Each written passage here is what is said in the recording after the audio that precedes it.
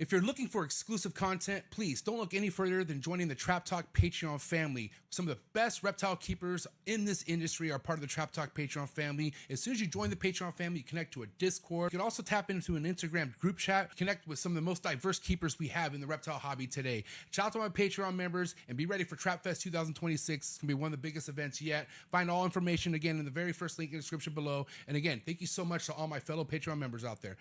T-minus 30 seconds.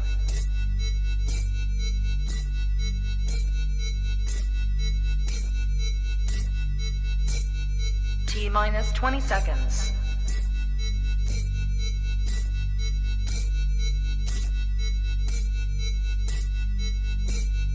Ten, 9, 8, 7, 6, 5, 4, 3, 2, 1, 0.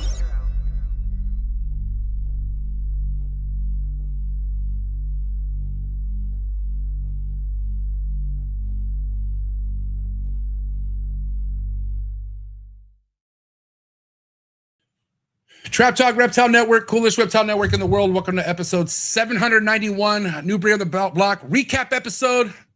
Double J back here yet again. I'm your boy MJ. What is good? Love these Mondays. If this is your first time tapping in with us, do me a favor. If you're enjoying these, make sure you subscribe. Make sure you hit that notification bell. If you select all, you'll be notified of every episode released out of the network. Hype this up. There's also a new hype button that's out too. So if you want to hype this episode up, let people know what's going on. And yeah, I'm looking to get some good ball python talk in. How to build a foundation going into 2027. This is gonna be crucial. Okay, you want to talk about crucial? He's back. Biggie, Top G from Alaska. He almost moved there because he looked like a fucking lumberjack in the wild. And what's up, bro? Sorry. Hey, that's all I got. What's up, everybody? Welcome back, dude. Glad to be back. Doing what we love. Yeah, you were missed, my guy. Mark was like, dude, what the fuck? Emilio's gone for like 10 days. I'm like, yeah, I know. He's like, how does he do it? I'm like, he has help, dude. He's like, he's just super. We're both jealous of your little vacation that you and Lisette took. So how was it? Go ahead. I'm gonna train Bosa more. Yeah. That so way you could be gone more. I want to go to Europe, bro, and I want to do the South American cruise and Central American cruise. So I'm gonna train him, to feed the Crebos and stuff, the stuff that needs looked at, check the babies. Well, you can't go to Europe without me. So if you're doing Europe, we got to plan that shit. Okay? Look, Europe and Japan. Yes, I really want to. 1000%, my guy. Well, how was your trip though, bro? I mean, it looked fucking awesome. I mean, I always heard, like, my sister lived in Alaska, so she would send me really cool pics. But that whatever tour they took you on, the waterfalls, the ice dude, that shit was it looked like a fucking movie, dude. Dude, anyone out there that does an Alaskan cruise, you have to do the glacier excursion. Everything else is cool, but the glacier excursion, bro, holy shit. How cold was it? I'm not sure. Probably in the 50s, but you got to understand when you're on a boat.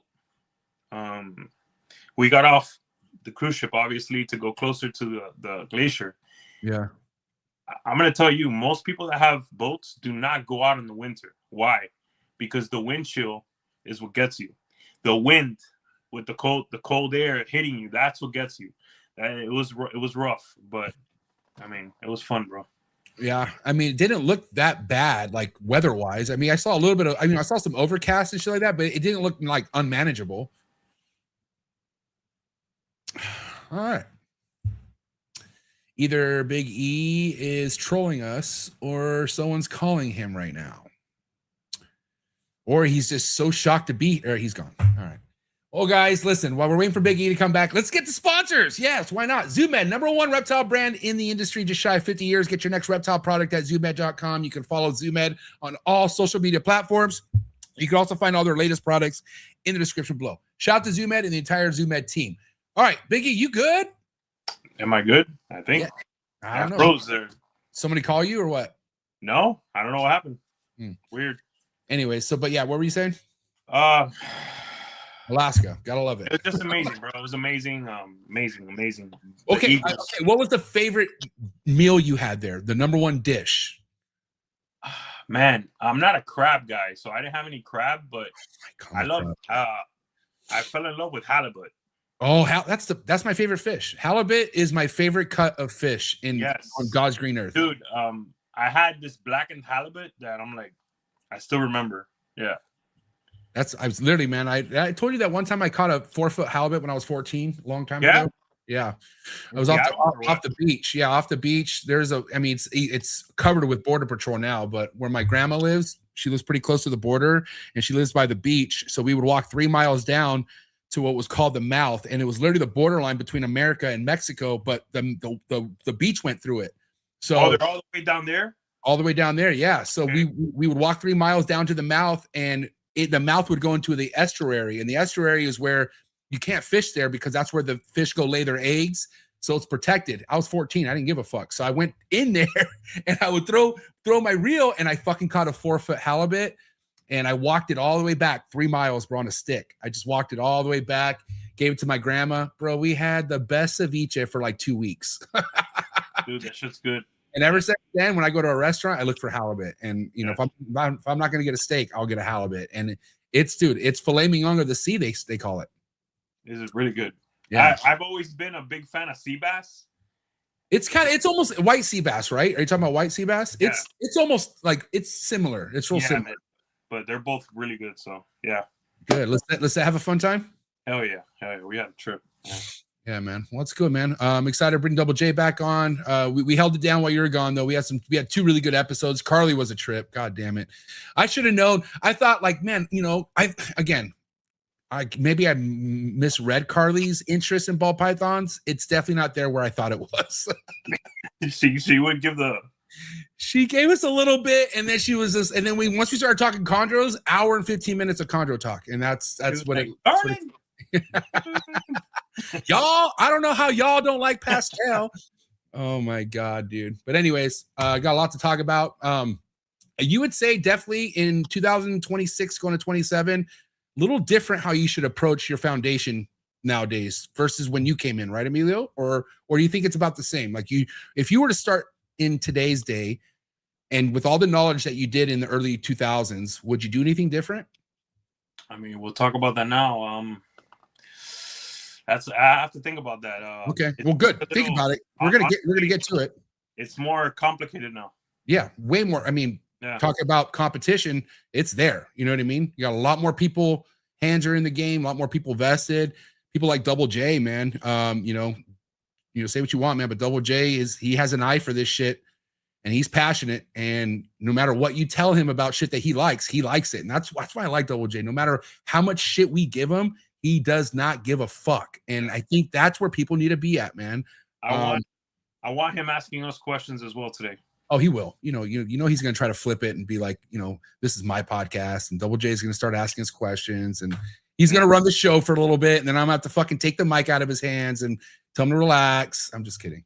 All right, let me finish sponsors. All right, guys, I did Zoom Ed while you were gone, but shout out to KINOVA, number one ball python company in the game. Shout out to Adder Combo, which might hear a little bit about Adder later on in today's episode. But for now, guys, if you're not following KINOVA Reptiles, what are you doing, dude? Seriously? I mean, mainly people in the ball python game. If you're not following KINOVA, then what are you really looking at to fucking motivate yourself? I mean, there's plenty of other people out there, but KINOVA is the man. Number one.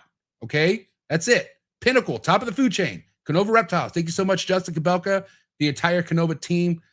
One of the best, if not the best, when it comes to leading by example in the ball python game. KINOVA Reptiles. Also, shout out to Clutch, number one ball python organization app in the game. If you're just getting into this game, stay organized, stay cutting edge, stay fresh looking with Clutch. Try out Clutch free for 30 days. Find the link in the description below. Shout out to Clutch. Also, this episode is brought to you by the Reptile Super Show, July 11th and 12th. It's coming up, man. I cannot wait to see what this weekend's Reptile Super Show is all about. It's coming up this weekend. Dang it, man. It's flying. I will be there in attendance, but won't be vending because I only vend when Big E's there, and that's a fact. But for now, guys, you could definitely go to the Reptile Super Show LA Pet Fair this weekend. Check out 3 different buildings of awesome stuff to check out. All right, you got the fish, you got the birds, you got the reptiles, you got plants that are all located outside. I'm definitely going to be getting my hands on some pothos because I got a pothos fetish now. So thank you so much, Rami, and the entire Reptile Super Show family and team. You guys are the best at what you do. Coolest reptile show in the world, and that's a fact. Thank you so much, Reptile Super Show. Also, this episode is brought to you by the Towers, Brett and John Towers from Jersey Guys Balls. 2 weeks ago, we had Brett on the show. It was an amazing episode. I'm really excited to see where he's at with this project. If you guys did not catch that episode, highly recommend you do that. All right. If you want to get inspired by someone who's been in the game less than 5 years, this dude is the man. Him and his pops do it right. Thank you so much, Brett and John Towers from Jersey Guys Balls. And then not to mention my favorite couple out there in Europe, PRAGUE MORPHS, who will be coming to New Breed on the Block recap episodes with Big E and I next Monday. That's going to be going down 9 a.m. Pacific Standard Time. Looking forward to bringing on Devin and Teresa. That's right. Him and his wife will be on the show. It's going to be something you guys don't want to miss. I don't think anyone's on their level, in my opinion, when it comes to these guys in Europe. They're really leading the forefront out there. A lot of amazing projects. And, dude, these guys are top-notch. So thank you so much, PRAGUE MORPHS, and can't wait to get you guys on the show next week. Last but not least, shout out to MORPH Market, MORPH Market Shipping. MORPH Market will be vending at the Reptile Super Show. So make sure you stop by the booth, get some free merch, say hi to me, make sure you get some reptile shipping supplies, and get your labels all through MORPH Market, man. The cheapest labels with the best customer service in the reptile game, hands down. All right, Big E, you ready to bring Double J on or what? This is going to be a good show. Do this. All right, man. You guys are in for a treat. Hey, shout out to the V-Unit members, all the trappers in the building, all the other viewers. You guys are in for a treat, but do what you got to do to get your mind right and do what you guys just do to stay high. Whoa, let me say that one more time. Do what you got to do to get your mind right and do what you got to do to stay hydrated. Episode 791, New Breed on the Block recap episode. Double J back in the building. Let's go. Choo!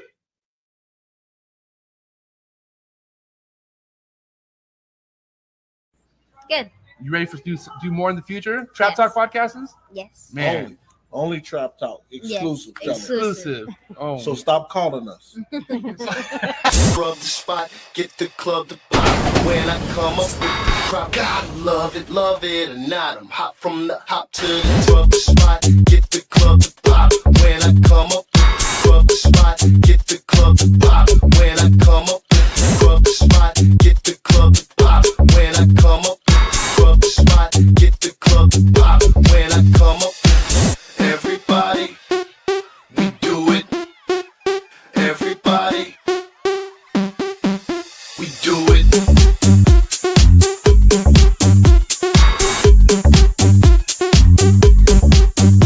Do it. Do it. Do it.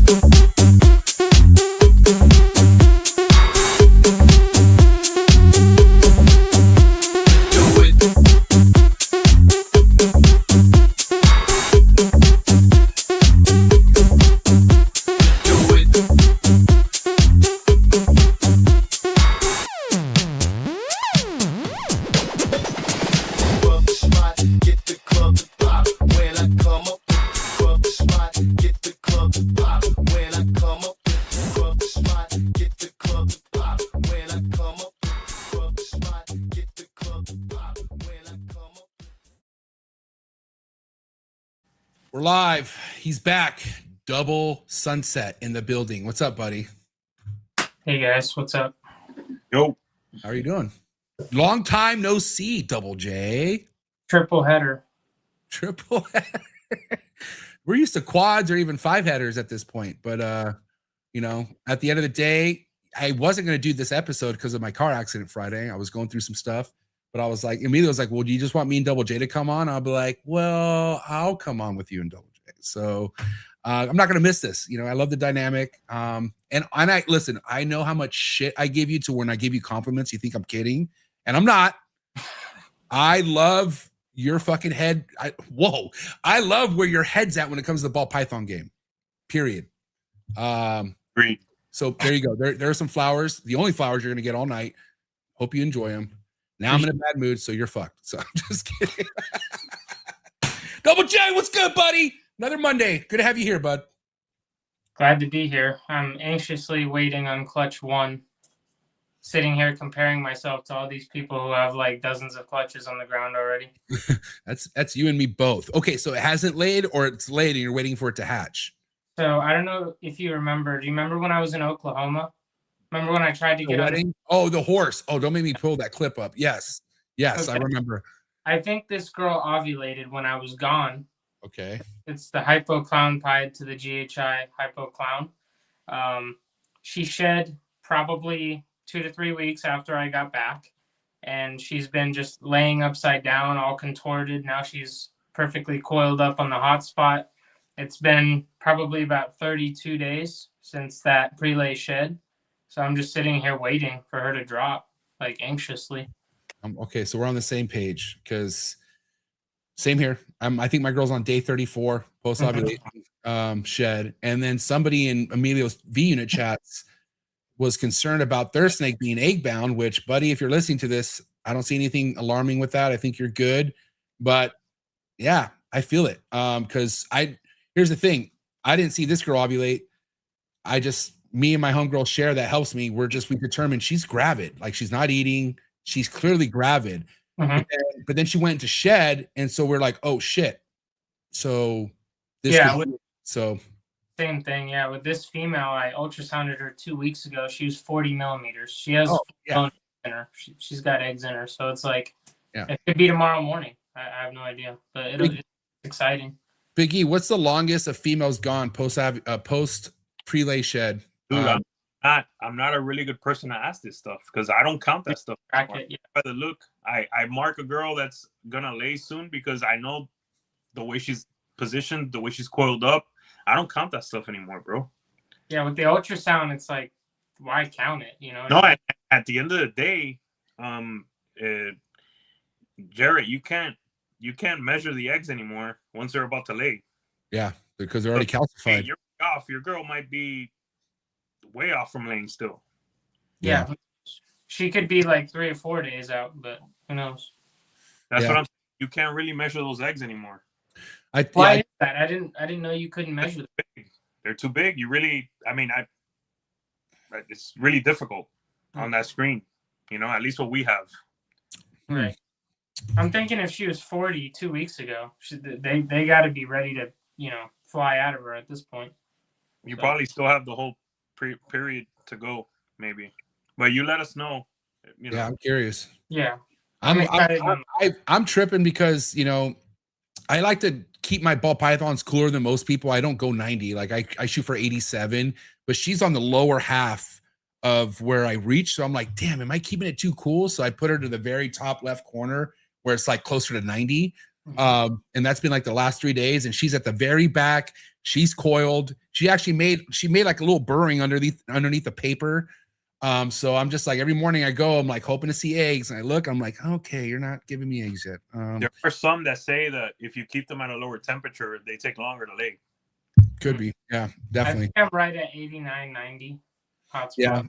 Yeah, there's a range, I feel like 87, 8, 90 you're fine. But like Emilio said, to his point, if you're keeping them cooler and even incubating cooler, they're going to take longer than normal. And I don't know if that's a bad thing. It just is what it is. Right. I talked to Mark Bailey. Shout out to my homie Mark Bailey, our homie Mark Bailey. He was like, "Yeah, she'll lay when she's ready." I'm like, "Thanks."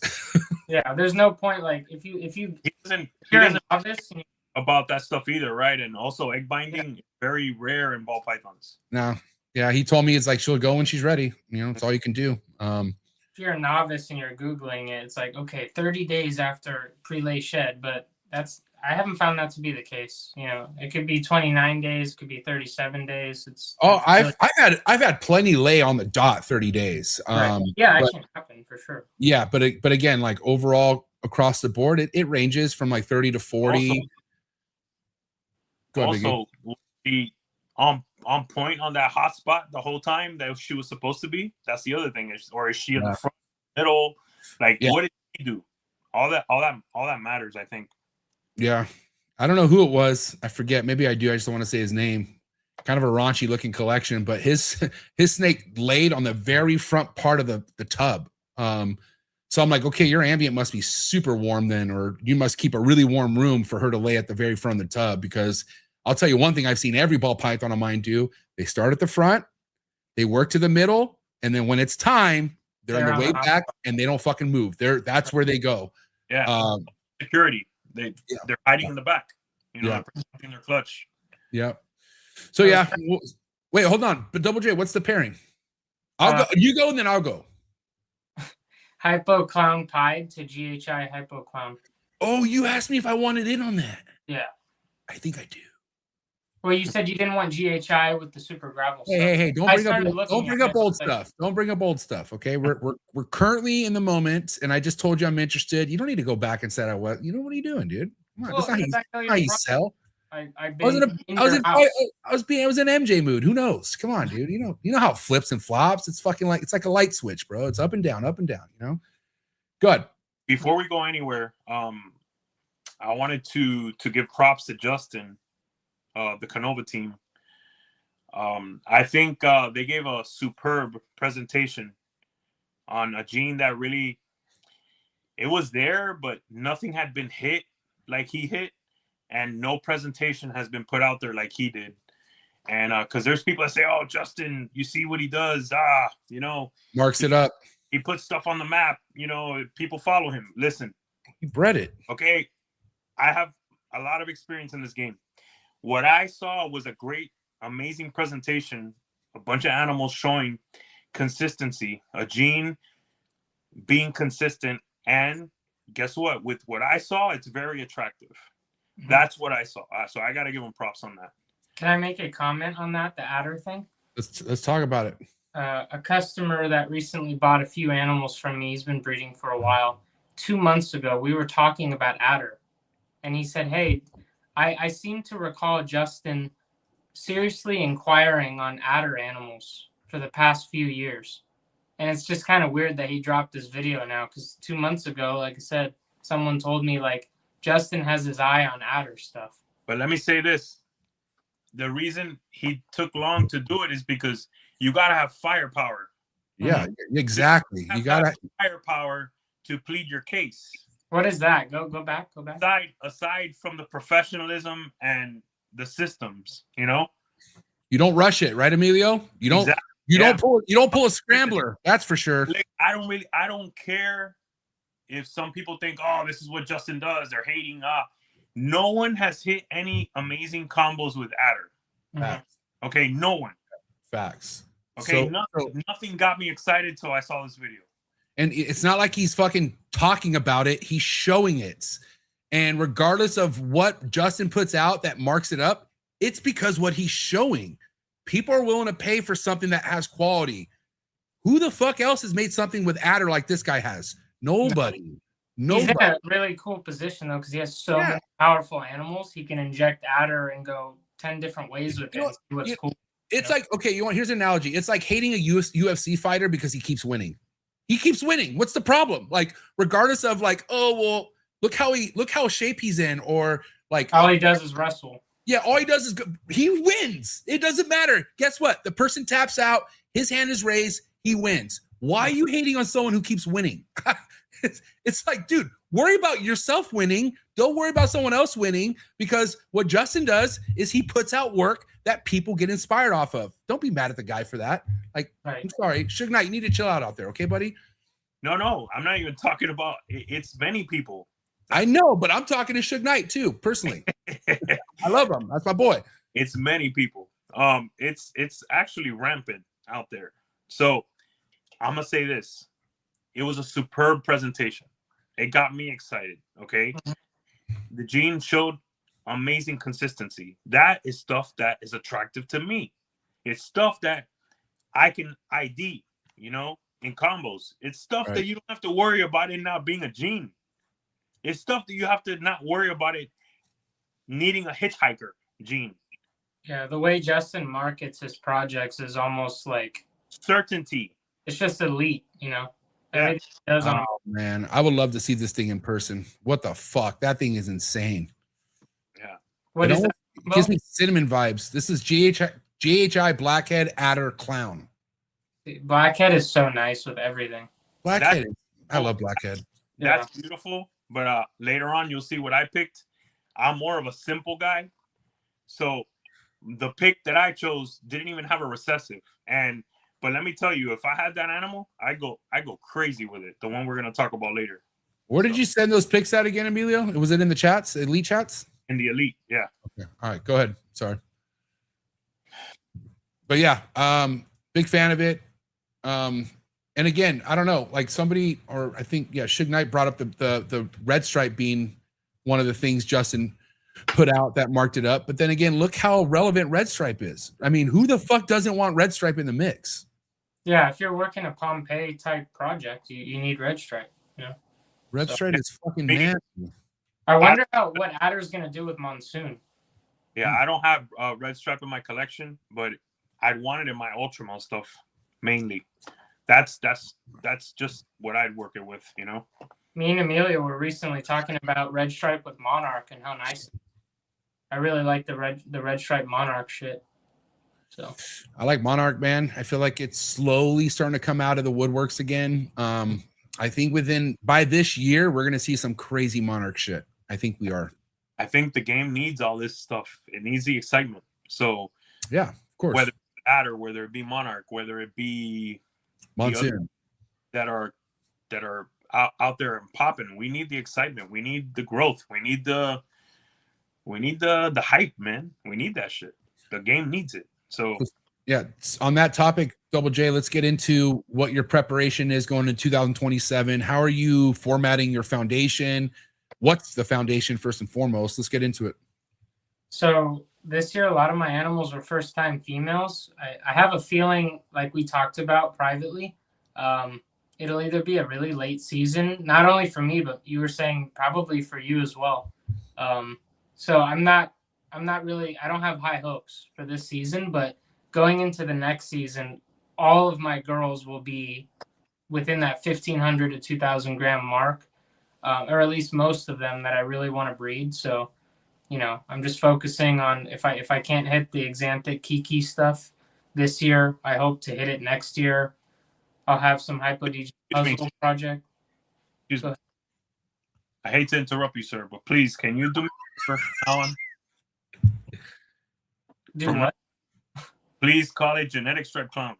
Yeah. Okay. Genetic stripe clown. I hope to sir, next time, next infraction, you're gonna have problems. Because when you say Kiki, I just tune out. My literally my listening just goes to mute, and I hear like that white noise, and then until about 38 seconds, I start to hear fucking English again. So G stripe clown. And G stripe sounds way better, just so you know. Yeah. Okay, so Exanthic, G stripe clown. What are the pairings for you to possibly hit that?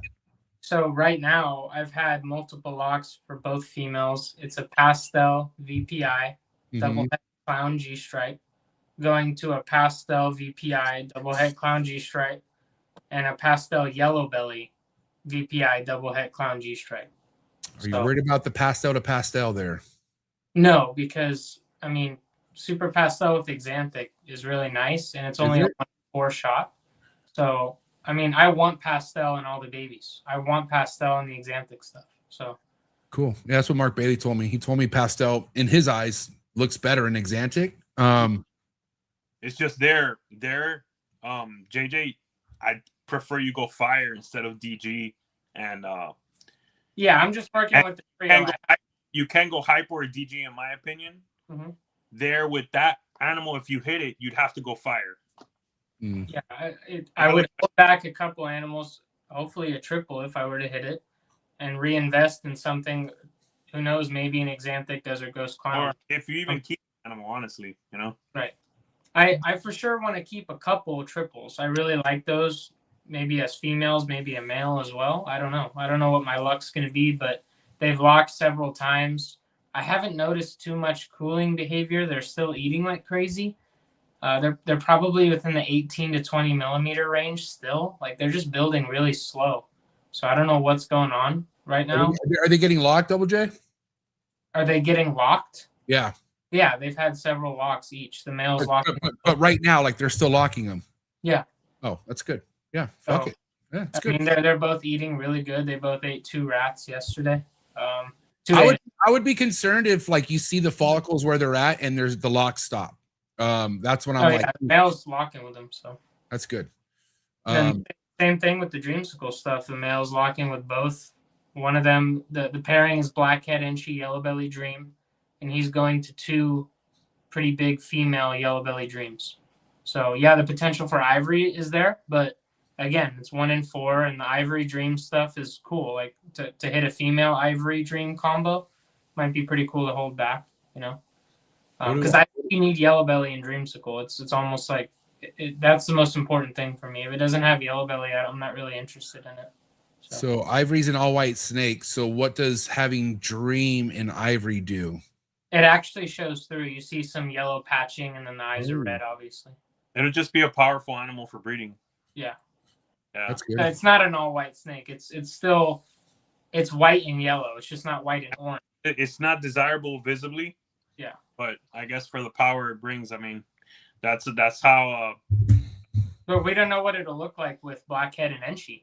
Yeah, I don't think anybody's made that. So certain breeders are able to sell the ivories and the white snakes that carry all the power because of the power they bring. But I mean, wow. Justin's made some Ivory Dreams and they sold, but you know, that's Justin. Hey, I have the same situation where I haven't been able to find a good male for my Exantic Monsoon project, where I might be hitting super specials or crystals and shit. But if I hit it and it's a full visual, I mean, I'd have to keep that animal. Right. I'm looking for that backup male and nobody has it, you know? Yeah. But yeah, that's where I'm sitting right now. A lot of females between 18 and 20 millimeters, and they just seem stalled out. So, you know, I don't know what's going on. I'm still feeding them. I'm pairing just as normal. I'm continuing, but I'm struggling with, like, at what point do I just stop pairing? Because it's like, am I just tiring the male out over time? Where we live, you don't. Just keep doing it. I mean, unless you want to create a season for yourself, you know, if you want to have a cutoff period. But then again, you're gonna have to implement food cycling. You're gonna have to have a cool down period. You're gonna have to let them know we're at a point where we're getting ready to breed. There's no breeding going on. But with ball pythons, and as you see how Miguel does it, it's all 24/7. It don't stop. Yeah, but typically I feed once a week. But right now I'm feeding 2 rats. If they want a third, I'll give them a third. You know what I mean? Like it's but I don't want to do that consistently because I don't want fatty liver snakes. So. Well, I mean, you stop after a while. You don't. It's not like you're feeding them like that the whole time. Like if they're getting locked, you hit them hard, and then once the locks stop, because the males, I mean, you have males that just lock all the time, but they will eventually be like, "I'm good. I don't want to breed right now." Right. Yeah. And then what you do is you take that as a sign of like, where's the female at? Is she 30 plus follicles? Okay, well then she's probably gonna go. Or when do they? Amelia, remind me when they ovulate. Is it close to 40? Is when they ovulate? 40. Okay. So yeah. And most of them stop eating anecdotal information. Okay. Most of them here stop eating at about 26. Have you ever had a girl eat after ovulation? I think once, but I'm not fully sure. Yeah. Technically, this GHI hypo clown, he took a rat. If it did happen, it was like something extreme rarity, an extreme rarity. Yeah. What I would tell you guys is that most of them go off at 26, and some of them rarely go off at 17. And those they just go crazy and they go off the board in growth, and before you know it, they're ovulating. So yeah, I've had a lot of mine literally go off food the week before they ovulated, which is weird. But you know, it's all different. You know, ball pythons will definitely throw curveballs at you. And they'll eat. Some will eat after ovulation. I think Cher told me her snake ate the day before it laid, which is so weird. On eggs as they're coiled around their eggs. Yeah. Yes, they do eat.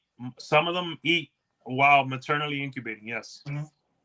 So there's no like exact science. There's so many different things you can experience, which is wild. But hey, something I'll go back to real quick before I lose my train of thought. Yeah. Should be looking for specific animals like JJ does, like I'm doing for my Exantic Monsoon stuff. I'm not just gonna get any animal. You know what I mean? So I'm consistently looking at MORPHMARKET to see what could make my breeding project better. That's not stuff you look for on the auction for the most part. That's not stuff you just look at in the clearance section. That's the way I believe people in this for the long term should be looking. Okay. Mhm. I agree for sure. Targeted purchases, Yes. not just like window shopping on Morph Market. Oh, We all know a few guys that do that. Like, And again, dude, I think that it's not a few guys. It's most of the industry. yeah, a lot of people just they impulse buy, and it's like, dude, don't. What's the point? Like, it's not like not like ball pythons is in a flipping era. Like, it's like buying a fucking new car. Once it's off the lot, that depreciation happens immediately. Like, you're not going to get what you paid for that snake. right. And whoever out there is trying to sell snakes for what they paid for in 2018, you are fucking delusional. Like, snap out of it, dude. Snap out of it, or just sit on snakes that aren't ever going to sell for you. Just so you know. Yeah, I mean, you'll slowly figure it out. You know. Yeah, or you won't. We should talk about the the contrast of keeping chondros with ball pythons. How it kind of, like, for me, it slows me down, because I look at them and I'm like, oh, they're not going to breed for 5 years, even if I'm lucky enough to do it. So it kind of makes me, like, it changes my perspective looking at the ball pythons. Like, okay, if they don't go this year, whatever. Like, it just slows me down a little bit. Yeah, I mean, the thing is, dude, it matters more with ball pythons. Ball pythons matter much more, because here's the thing: if you got them ready to breed, you need them to breed. Because just but that I one, can't control it. You know what I mean? Like, if I they know you can't, but at the end of the day, like, control what you can control, and that's continue to pair, continue to feed, and continue to do what you got to do to get those things to go. But you're right; it all lands on the female. And it is unfortunate. Like, it's kind of like, what's kind of similar to chondros is when you finally have that pairing that you're shooting for, and the snake is gravid, and she either goes egg bound, or you get the eggs and the eggs crash. But the thing is, it doesn't affect you doing that exact same pairing next year. Ball pythons doing that same pairing the following year or year after, it's not going to hit the same as if you were to hit the year you're shooting for. So this with ball python, every year matters. Like, it's crazy, because I always pitch, especially mainly in chondros, where's the rush? Don't rush. But ball pythons, if your bitches are ready to breed, bro, yeah, you got to get them on eggs. It matters so much, the quantity. Like, if you have more animals, backup males, multiple females, those guys are doing really well right now. People like me that are just hobbyists that have a small collection, it definitely makes a difference. Like, I'm noticing that for sure. The odds are against you right now, because how smaller things are, and that's the way with breeding. Like, look, I talked about this 100 million times. Look at Bob, look at Will, look at Justin, look at Ozzy, look at Mark Bailey, look at Miguel. They got a room full of fucking snakes, dude. And when it comes to their projects, they don't bake on one pair. They got 3-4 pairings for that project. Mm-hmm. So if you do the math, 1 out of 3 has to go, you would think. And that's what we're seeing. Like, we're seeing something that Justin hit, but then the 3 other pairings did not hit. You know what I'm saying? But that's why it's also exciting when your shit does hit Double J, and you are going to hit. Like, eventually. You get them on eggs, you're going to hit something sick. I can promise you that. The ball python game is very rewarding once you get the eggs. Like, odds are you're going to have something, like, at least one snake out of that clutch you're going to want to keep. Like, if not, that's just shitty luck. This shit's work, man. Why do you think these guys have such big collections? All right, for immediate success and higher odds, you need big collections. You need to do the work, bro. It's a numbers game. You need to have that room. I mean, I'm sorry, but I had a female roll last week. I mean, it fucking sucks. This stuff happens. I had a male and a super important male last year roll. That affected certain pairings this year, where I had to pair an animal that now I might keep a female, but it almost doesn't make sense, because those animals now, specific DG combos are worth shit now, bro. Do you want to talk about your recent change in strategy as far as the experiment? No. I mean, I'm just gonna go back to what I've always done. I put rules on my males. Mm-hmm. I'm not gonna, just because one male killed it one season doesn't mean the next one's gonna do it. So I'm gonna go with odds, and I'm gonna go back to breeding my females in the 3rd winter fully. And first year male is gonna get 1 or 2 girls depending on his appetite. And then once he gets that next season, he could easily take 3 or 4 or 5 girls. Depends on size, but I'm not gonna put my animals in a position where I lose them. I'm just not doing that shit. Yeah, and somebody with a collection like yours, Double J, and even mine, it's not worth the risk trying to get a younger female to breed, or even a younger male, because guess what? If something happens, that affects our collection a lot because we don't have that much. Right. And other people who've been doing this a long time, that's dangerous. Okay, here's the thing. It's pretty dangerous to hear somebody saying they get a male to breed in 6 months, they get their female to breed in 2 years, only because, yeah, they have done it, but are they sharing everything with you? Are they telling you all the other ones that didn't turn out good? Are they telling you about the males that died? All you see are the good parts of breeding young. Where about the bad parts? And I think that's why a lot of people do give me credit, because how transparent I am. I share so much horror type shit where I let you know what it is. And again, I'm not going to select people because I think a lot of people do it. They don't share the bad stuff. All they talk about is what they did with how old of a male or female, and people take that information and they run with it, try to do it. Doesn't turn out the way they thought it was going to turn out. It doesn't get clicks, you know, like showing the bad part of things. This is simple for me. If a young male can die and he's just ripping it, all right, he's doing his job, getting in there, you know, busting up. Imagine the female that has all the changes in her body, all the physiological changes, if that's the correct word, all the building, the using all the fat reserves, her body changing. For someone to tell me that the female isn't as much risk or more, it makes no sense to me. I'm sorry. I know ball pythons are tanks. I understand that. But if you look at every other species, even stuff that's bred at, you know, in high numbers, if you go too young, you're going to lose those animals. So again, can it be done? Yes. Should it be done? That's up to the breeder in control of their collection. Your probabilities of loss, I think multiply, in my opinion. Yeah. Okay. You should have, if you're going to breed a little younger, like that 18-month range, you should really have an eye for what you're doing. You should really be able to look at an animal and go, this animal is in good health. Like, even then, the animal I lost was solid, brother. Yeah, she looked. Dude, I almost didn't see anything wrong with that snake when you first showed it. It just looked like it was probably sleeping a little bit, but no, it was dead. But I said that because most people, like, not most people, but some people come in, they go, I need to buy adults or else I'm going to lose time raising babies. So they don't have the experience really working with the animals. They just start breeding right away. They don't have that eye for, is this animal doing well before I even start breeding it?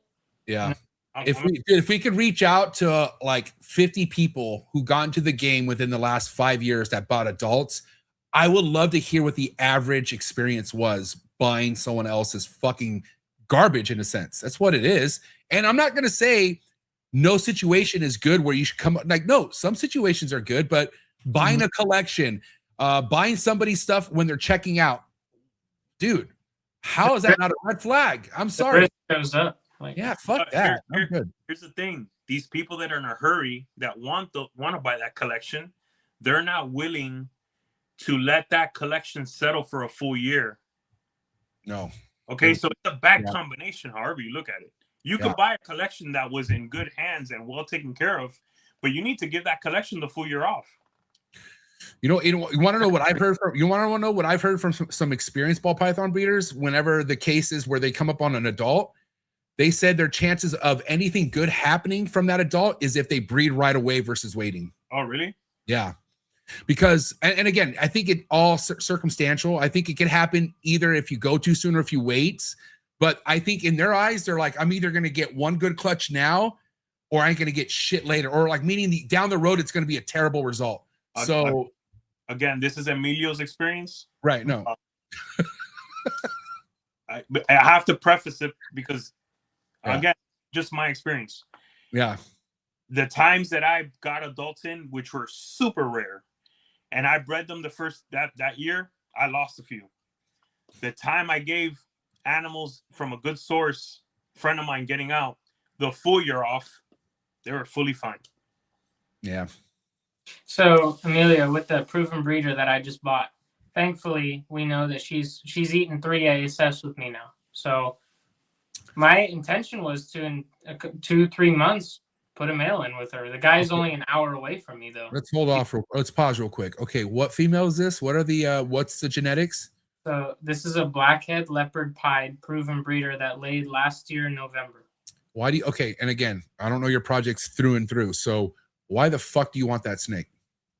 Because I'm putting a blackhead Enchi yellow belly dream to her. So I want to make super blackhead pied combos that are het lav. Hmm. And you quarantine this snake? Yeah. It's been treated for mites. It's on paper with the, the little hot shot thing. On your priority list of things you really, really want to hit, where's this land? How important is this project out of all the sunset stuff, the monsoon shit? Where does this land? High, because if the dream stuff, the dream girls don't go and she goes, that could really, that could come in clutch. If I don't get the dream stuff and I land some super blackhead pieds that are het lav, that's important for me. How many clutches has she laid? She's laid 1 clutch, or at least that's what I remember reading. How old is she? She was born in 22. And she's 1300. 1300, yeah. The day I got, she's probably 14 something now.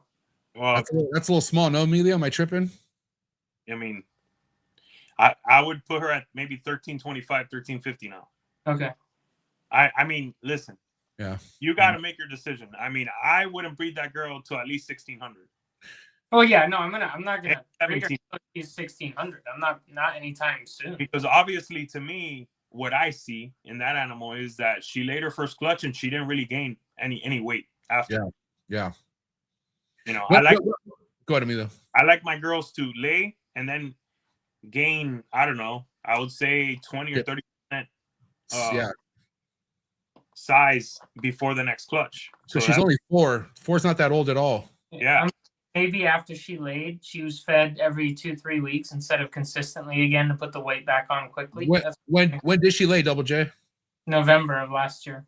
Oh, so it hasn't even been a year yet. Mm-hmm. And she weighs about. If I get her back to 1600, that's when I would start pairing her. Once she's 1600.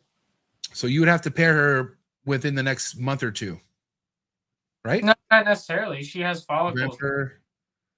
So September you'd want to pair her. So in the next 2 months. Right, just about then. And she doesn't have to lay again in November. She could lay in January. I don't know. I mean, that's not up to you, pal. It's up to her.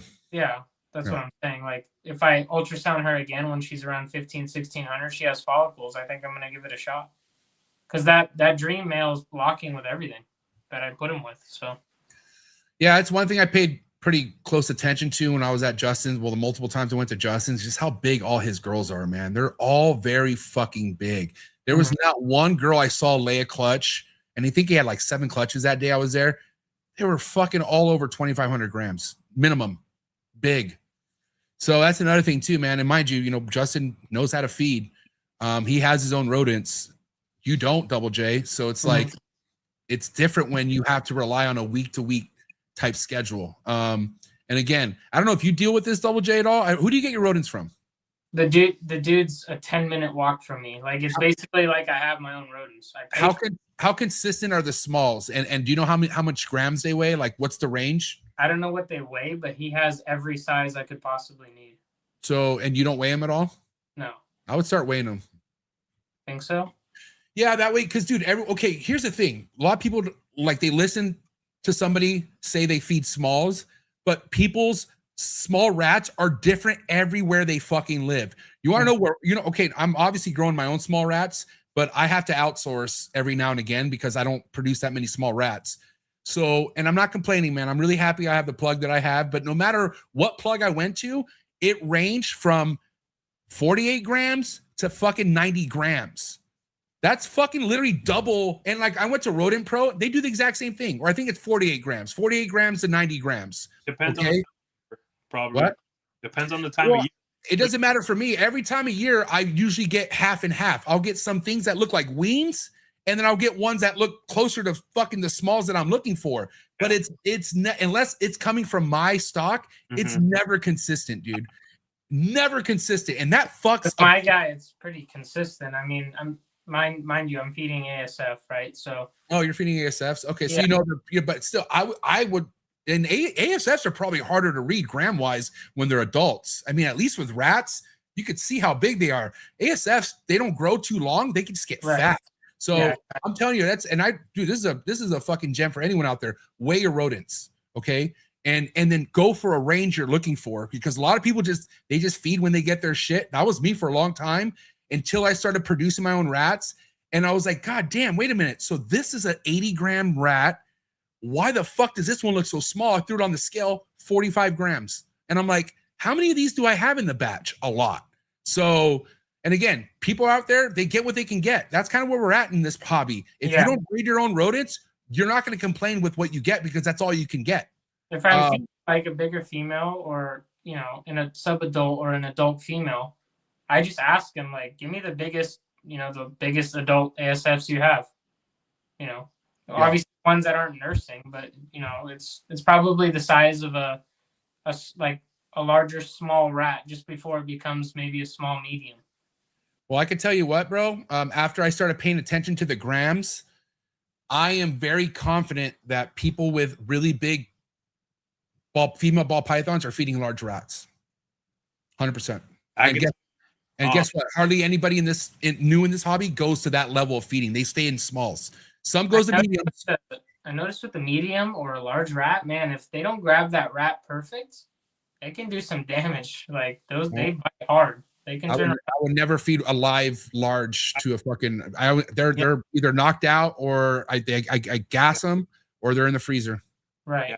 I've never fed larges.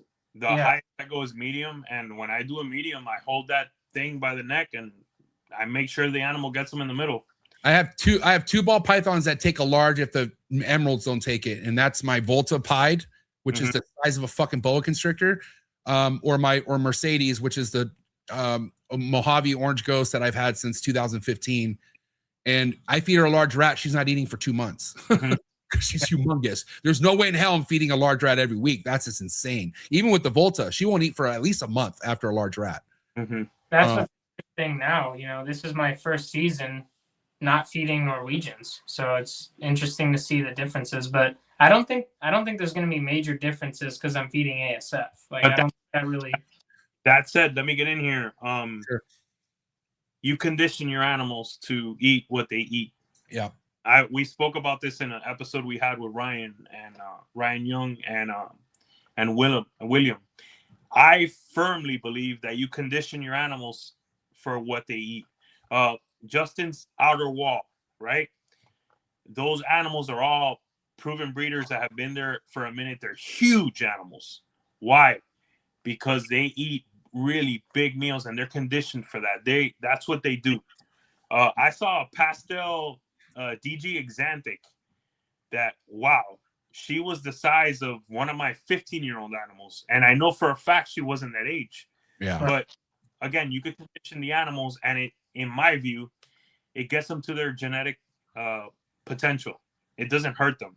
Those people that say overfeeding the animals, I think you feeding an animal once a week, an appropriately sized meal, I've never seen the fatty liver here at Villarino Reptiles. Okay. Yeah. I've never seen it. Maybe it's my system. Maybe it's what I do here. I have an animal that's 20 years old and an animal that's 17 years old in the collection.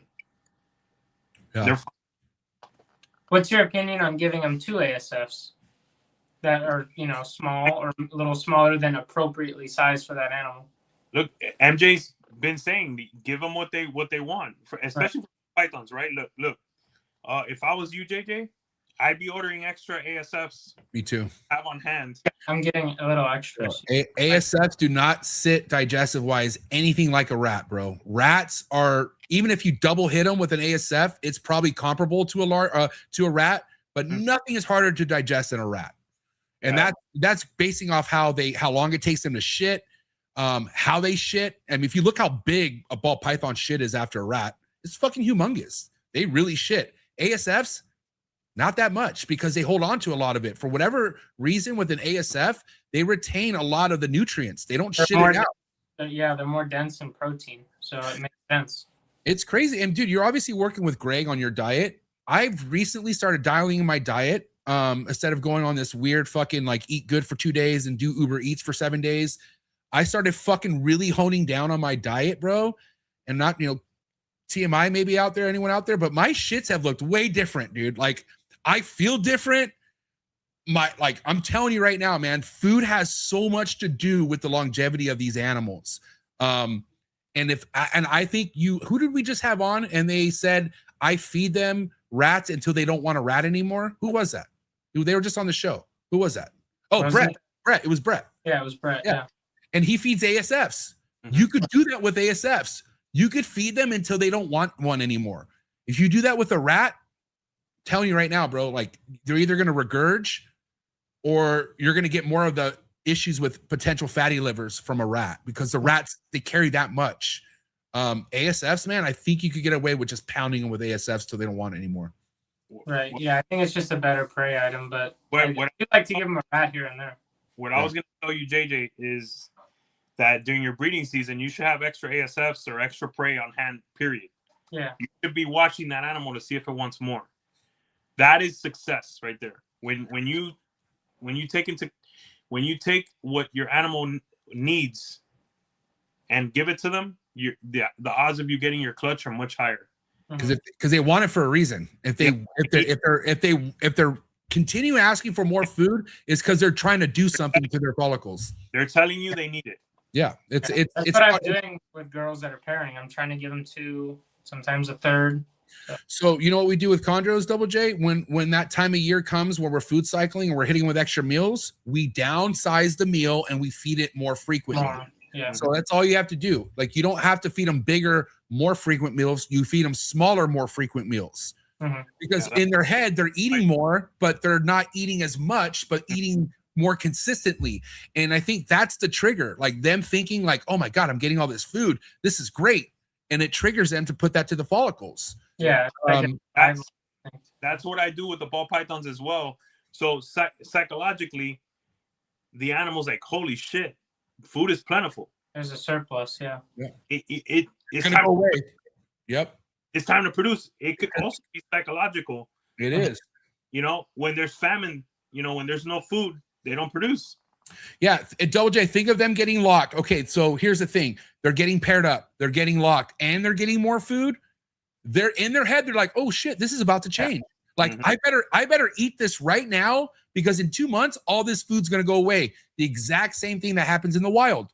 The way the seasons work, when it's super hot outside, there's no rodents. All the rodents they're hiding from the sun. They're trying not to get killed. Then what happens when the rain comes and there's grass coming from the ground? They all come out to eat, and that's when all the food's there available for them to eat. And that's why, you know, they're in you know where they're at. They know how much they got to eat because they know that food's about to go away, and it's their time for that to go down. You know. Yeah. All environmental stimulus. Yeah. Yeah. And shout out to Barchek, man. Barchek taught that to me one day during dinner. It was really cool. Anyways, Yeah, go he ahead. always said the most important things are copulation and food. Those are the 2 most important things. So Instincts, all there. You know. I know you've heard this before, Double J, but you gotta feed to breed. Yeah. Without the food, ain't going down. Tell you that much. Right. Yeah. So, but yeah, I mean, again, I think that's also why some people rather just feed rats because it's less of a chore as far as how much you got to feed them. You know, I don't know. Or I mean, even with rats, like I know when I'm feeding my ball python rats, I'll hit them with 2 smalls. I won't go to a medium. I'll just hit them with 2 smalls. Some people think feeding them with a bigger meal helps. It might, but the more frequent thing I feel like is the real trigger. Like them wrapping that food multiple times in one sitting. I think that's what tells them something. Yeah, I agree. There's people out there. Dude, there's people out there who pull this off with just feeding mice. I mean, think about that. That's crazy. Annoying as shit, but I feed all 3. Yeah. Yep. I feed here. So That's- My males eat mice now. I only feed I'll give like if I have a leftover rat or you know whatever. If there's a good breeder that deserves it, I'll kick them down like a wean rat or something like that. But I hardly, if not ever, feed my male breeders small rats. Only ASFs, mainly mice, like jumbo adult mice. Not even jumbo mice, just the adult, like fully grown mice. And I'll hit them with a couple too. I'll hit them with like 2 or 3. And yeah, I mean, there's, you know, that saying, there's a million ways to skin a cat. If you get dialed in some sort of scheduling with what you're doing, it's going to work out. But you know, it's whatever fits your needs. Plenty of different ways to do it out there. Right. I have a good question for both of you, because I know you kind of went through this, MJ, when you were getting into chondros and you were seeing collections like Bill's or Mark Hager or Marshall even. How do you curb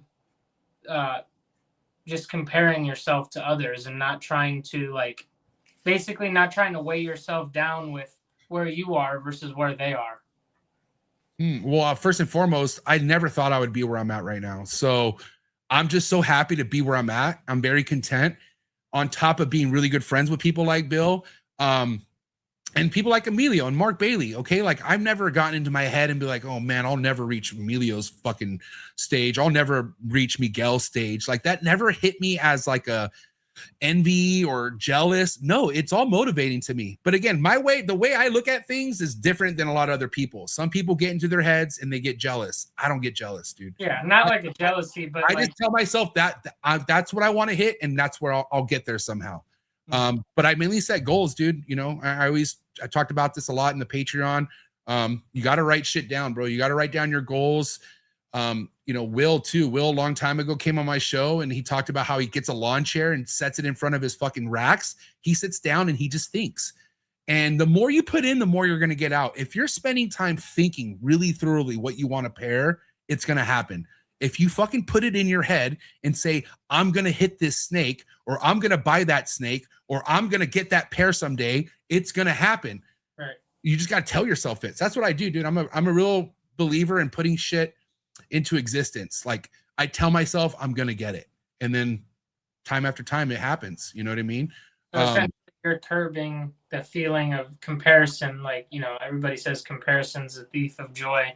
You curb that by just structuring out a goal and being, you know, taking your time with it. Well, do you remember why I said why I got into chondros? Just for the challenge. Well, because in my eyes, I'll never make a name for myself in ball pythons. Okay. I might be known like, oh, did you see that snake MJ hit? And the next day, everyone forgets.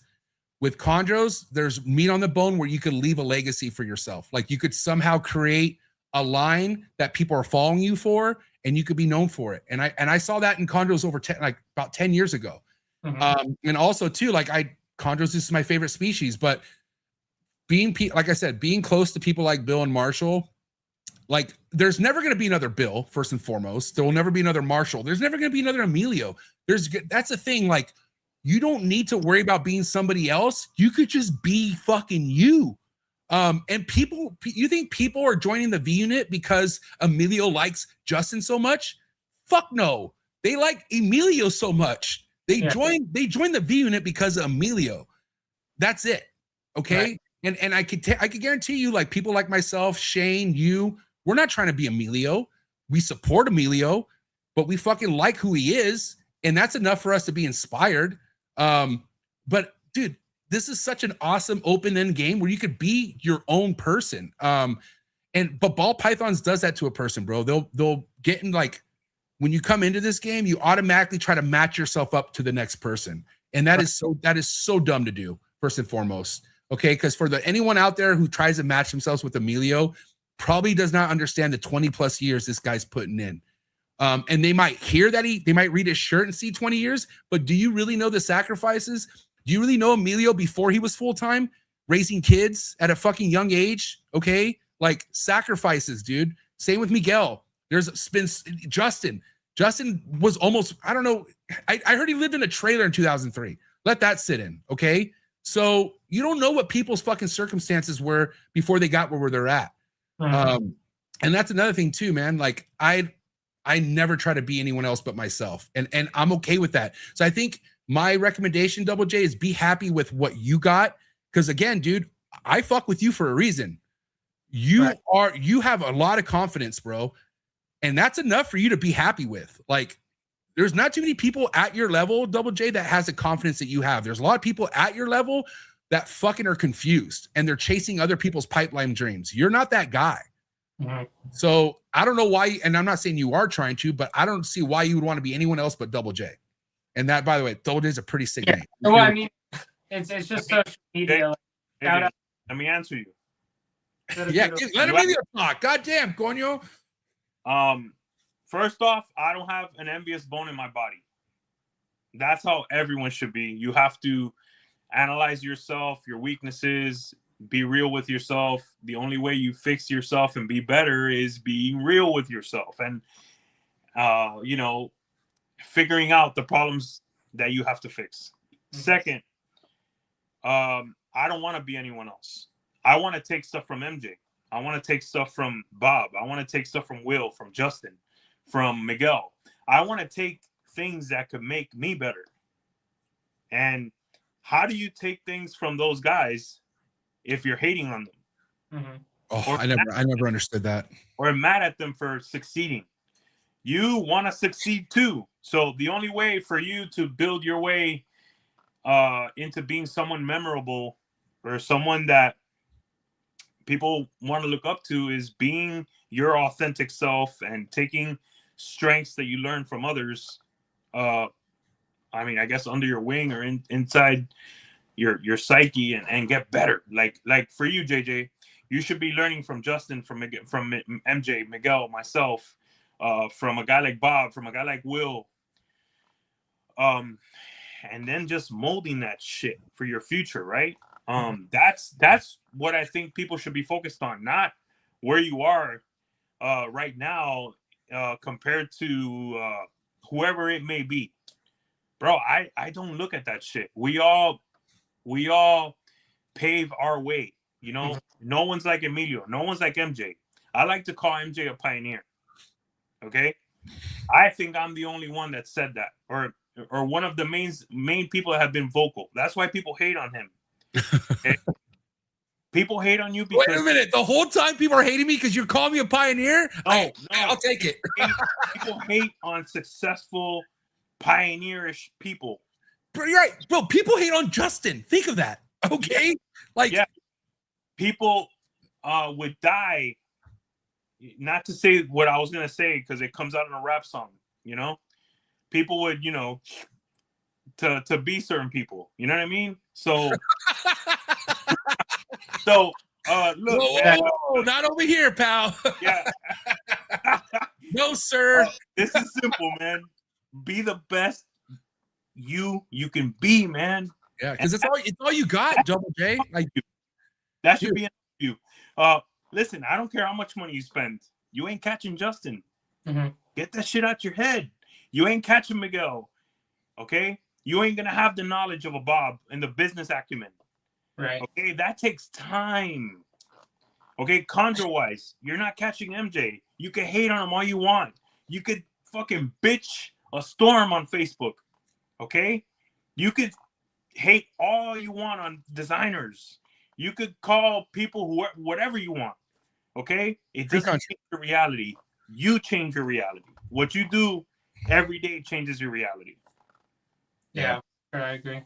Emilio just spit snake fact 60 through 70 in like one sentence.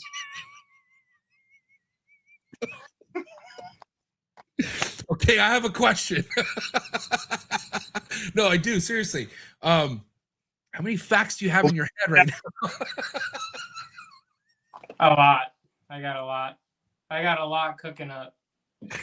Woo! Oh man, that was great. All right, we got to cut the commercial break because I need a break after that. That was insane. All right, guys, quick word from our sponsors. Hit that like button. We'll be right back after this quick word from our sponsors. Sorry for the interruption, folks, but a quick word from our sponsors. Shout out to tonight's sponsor brought to you by ZoomEd. ZoomEd is proud to be supporting the Trap Talk Reptile Network. At ZoomEd, reptiles are our passion. For over 48 years, we've been creating premium foods, supplies, and habitats for reptiles and other exotic animals. We're a company made up of hobbyists that test our products on the hundreds of animals that we care for here every single day. Whether you're an established breeder or a first-time hobbyist picking up your first ball python, ZoomEd has you covered with everything you need to keep your animals happy and healthy. I'm excited to talk about this new product with ZoomEd called the Slither Sense. It is a remote temperature and humidifying monitoring system, which we all know how important temperature and humidity is to your reptile. And for you to have remote access to your temperature and your humidity in your reptile room could really, really be a game changer for the longevity of you keeping reptiles. So guys, make sure you check out that product. Find the link in the description below. Click on it right now. Give me your feedback in the comments below. Let me know how you're liking a brand new Zoom Ed product. Shout out to tonight's sponsor, and that is Jersey Guys Balls. Father-son duo who are just slaying it in the ball python game. If you're into Sunset, if you're into Monsoon, if you're into Puzzle, this is the page you should be following on Instagram right now. Jersey Guys Balls are invested in some of the highest and most exciting projects in the ball python game today, such as Tornado and many other genes like Cosmos. So again, make sure you go check them out on Instagram. You can also follow them on YouTube, and definitely go give them a follow on Morph Market. You can find all the links in the description below. And again, thank you so much, Brett, and thank you, John, over at Jersey Guys Balls. Shout out to tonight's sponsor, and that is Clutch, the #1 organization app in the ball python game today. Also, tonight's episode is brought to you by KINOVA Reptiles, the biggest world industry leading ball python company in the hobby, in the industry. So excited to announce this partnership with Clutch and KINOVA Reptiles. No name that needs an introduction. As you guys already know, if you're looking to invest with the best, KINOVA Reptiles is the way to go. And again, if you want to be organized, if you want to be ahead of the game, there's no better organization app in the ball python game than Clutch. Thank you so much to the entire Clutch team. Thank you so much, KINOVA and the entire KINOVA Reptile team. Please continue to keep doing what you're doing. Nothing but inspiration, nothing but excitement coming from KINOVA Reptiles and Clutch. And I'm excited to have more information to announce to you guys here in 2026. Thank you so much, Clutch and KINOVA Reptiles. Shout out to tonight's sponsor, and that's the one and only Morph Market and Morph Market Shipping. One of the biggest exciting things about the reptile hobby over the past couple years is Morph Market Shipping taking everything to the next level. Anything as far as reptile purchasing or selling needs can all be done on Morph Market's website. So I highly suggest you go check it out, especially if you're in the market of purchasing your first, second, or third, or fourth reptile. You can find a bunch of legitimate breeders on Morph Market's platforms. They stand very tall on representing the best breeders we have in the hobby. So don't look anywhere else when it comes to looking for your new reptile. Not to mention, if you're looking for aquatics or your next plant, Morph Market's a spot for you as well. Make sure you head over to morphmarket.com. And the best thing about Morph Market's platform, you could ship directly from their website with Morph Market Shipping. Morph Market Shipping has saved this hobby billions of dollars as a whole. I myself saved thousands with Morph Market Shipping last year due to their insanely cheap rates. So definitely go take advantage of these rates on top of the amazing customer service that comes along with Morph Market Shipping. Shout out to Darian and Zach, and shout out to the entire Morph Market team. So proud to be a part of this team. Thank you so much for Morph Market Shipping and Morph Market, and so excited to announce new Morph Market features that are going to be hitting the reptile hobby real soon, like live sales on Morph Market. Thank you so much, Morph Market and Morph Market Shipping. All right, we're back at it. Hit that like button, and all right, guys, let's keep it serious from now on. All right, please. Having fun, man. Just having fun. Oh wait, Emilio, can you hear us, Emilio? He's gone. There he goes. All right, hit us with another fact. I'm just kidding. No, okay. So going back to your foundation for 2027, anything new you plan on adding to the mix that we haven't talked about yet? Not that I can think of. No, I mean, I'm waiting on Emilio to see what he does with the Exanthic Doublehead Sunset Pied stuff. Oh yeah. Ooh, where we at? Would you be interested in a? Can you hear me? Yeah. Would you be interested in a Cypress Sunset Head Exanthic? Yeah. Kind of, yeah. All right, so that'll be the backup plan for you. Okay. Is that what you're making, Okay. Emilio? I have Cypress in my Sunset, so I have to ultrasound that girl Cypress Sunset. I mean, this any week, Cypress so I'll let Sunset's you know. sick. That's gonna be expensive. if anything, that might be better than the Doublehead. Yeah, but that one is a little lower odds of hitting. But I mean, it's very possible. Mhm. The other one looks like she's doing everything. I just have to ultrasound her. Okay. Emilio, why wouldn't you want to keep a snake like that? I'm just curious. In case it sucks. Can you not hear me? What? Can you hear me? Hey, you saw what I put in the chat? Yeah, but can you hear me though? MJ, Yeah, you can't hear me? can you? Oh, jeez, Louise, he can't hear me. All right, who leaves? You. Who leads? Why? Not me, pal. No, I'm real serious. I mean, obviously you're the homie. I would love to hook you up, but I'm wondering why. Milo, can you hear me? Yeah. Okay, my question to you was, why wouldn't you want to hold back a snake like that if you hit it? In case it sucks, he can make fun of me for having it. Honestly, because I already have the animals I need for that project overall. I'd want to fuel his passion with that animal, honestly. You have Cypress Sunset stuff already? And No, but I mean, it just isn't that important long term for me as it is for him. Oh wow. And also, honestly, I'd like to make the money. Yeah. Yeah. Definitely. Translation. He wants to sell me an animal and then make fun of me for buying it. No. no. Look. The Sunset Exotic stuff. My vision is, next season I might make quad heads for Sunset Exotic. I'm sorry, True Ghost, Sunset Pipe. Mm. You know, maybe that's something I'll do for sure. Mhm. The other stuff is just something the Exotic double head, for instance, I don't need that animal. But the Cypress one, yeah, it'd be sexy to keep, but I'd want to hook him up and at the same time make some money, you know? Mm-hmm. Yeah. I mean, it's not a bad thing. It's a cool way to get Cypress and Sunset too. So yeah. What's the agenda on you possibly hitting a Sunset Exotic within the next year? Emilio? Next season. Next season? Yeah, I'm hitting those girls real good with food, ASFs and rats, and you know they're having the trifecta of prey, and I have 5 females for that project. So, I'm hoping I'm the first one to hit it. We'll see. Or the first one to show it off, because I think it's been hit. I really do. I don't know. I may be wrong, but there are some players out there who could give a shit about showing it if it don't look good. I'm telling you. I hope I'm wrong, but I disagree with you here, because I think even if it was ugly, look, JJ, I'm gonna say it. How many ugly sunsets have people shown? People would look just for the status and the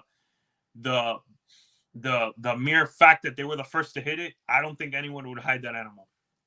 Well, if you better from this perspective, the only 2 people that probably are close are Miguel or Justin. Yeah, there's more people out there, dude. Both of them have the ability to hide something. And I will say Miguel already has. First and foremost, can we fucking put that out there? Like 6 months for us to see the Sunset DG? Come on. No, but hold up. Look, Brock, for instance, Brock has hit most of the Sunset projects overall. He just had last year. He got his first Exotic animal. Miguel's the only one that could have hit it. Mm-hmm. Should go to his house for sure. I know Justin has to be growing some triple heads with some codoms. We know Bob is, but his are a little early.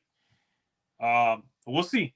You know, I can't wait, man. If it's one thing I just can't wait to fucking see is a Sunset Exotic. I already have what it looks like in my head. So, which is, it's gonna be a really dark gray animal from the get, and I think it's gonna look good. Yeah, I think so too.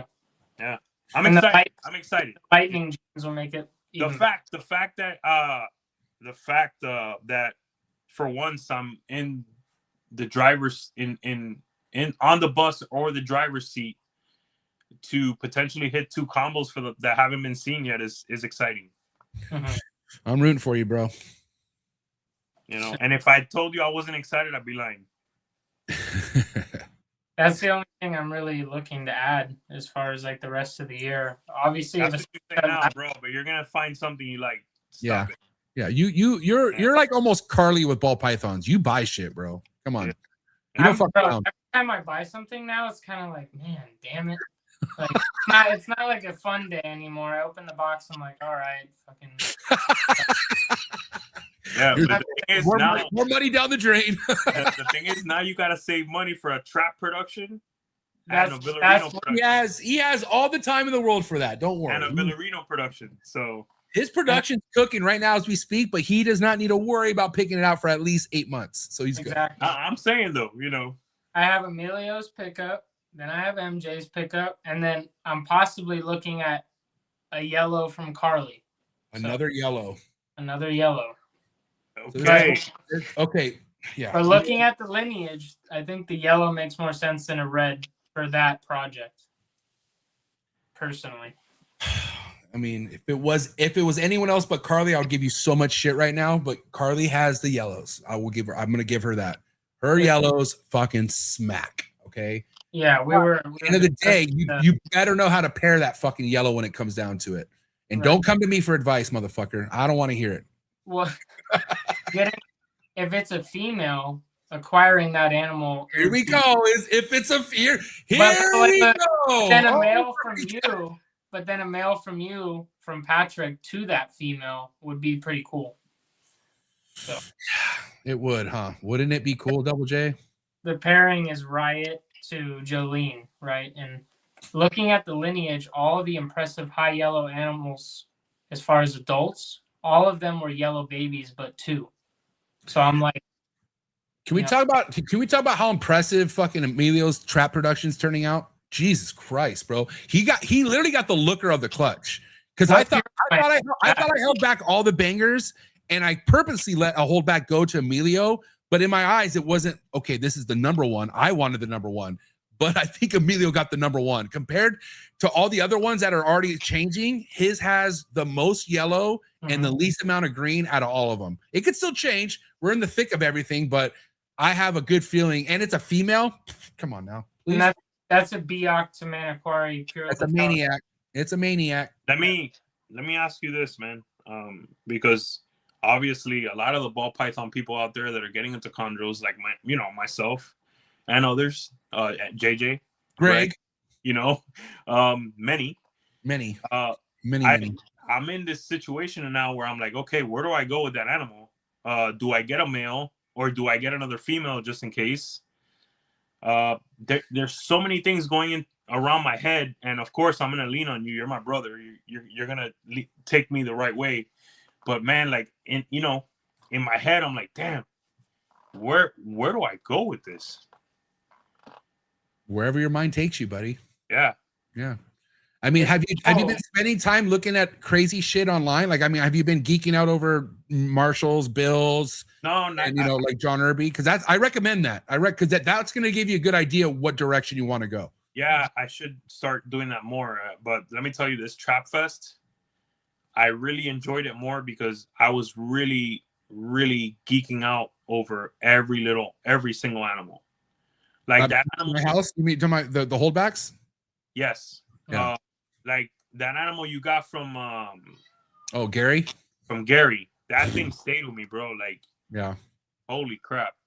Listen, I got a lot of props on my holdbacks, but no animal got more love as much as that Gary Scavino production. Mm-hmm. Like, I was looking at people's faces, and because it's kind of like, like my grandpa, he would serve food to people and he was looking for a reaction. That was always my grandpa. He would serve up food and he would look at your face to see what your face would do.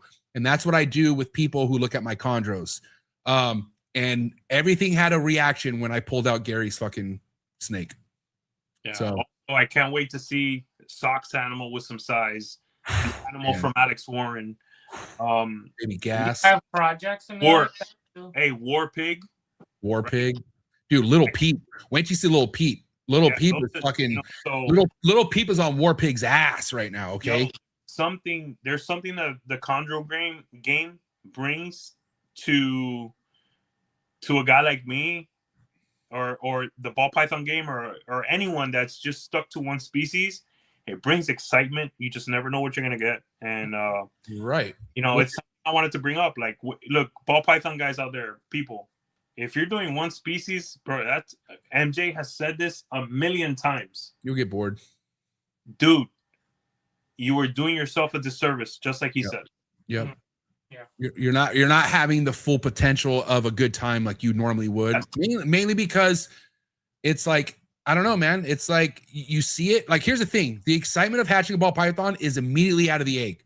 Mm-hmm. Once it comes out of the egg, you're like, oh my God. And then luckily in 2026, they are aging good, but really nothing's as good as the first, third, or fourth shed. That's the most fucking insane look you're going to get out of that ball python is at that stage. Chondros, it only gets better with age. And what's crazy is we see babies that were like, what the fuck? But we know that ain't going to be the baby forever. It's going to change. Mm-hmm. So as chondro keepers, you're always looking at that next shed. Mm-hmm. And as you could tell already, both you guys, all it takes is one shed for something drastic to change. And you're like, whoa, what the fuck just happened? And then it only goes from there. And it doesn't, dude, it never stops. All through adulthood, it doesn't stop, especially females. Females could go hormonal, or females could just change randomly at the age of 7. It's pretty fucking cool. It's neat. I mean, it's never a dull moment. Yeah, I'm way more fulfilled now as a keeper with the chondros because, like I said, it just takes me away from the monotony of the ball pythons. Right. I mean, and there's nothing wrong. I'm telling you, man, it's because there's only so much excitement you could put into a ball python because there's a waiting game first and foremost. And you already know what it looks like. It's like, damn, you know, and then sometimes, depending on the combo, they get uglier with age. Sometimes. Okay. I'm just saying, like, the sunset's not right. It's not going to look better when it's 4 years old, unfortunately. Okay? So it's kind of like going back and like, damn, I wish my kid was this age again because that's when I liked them the most. Yeah. Chondros is different, dude. The other day because I changed their waters every 2 days.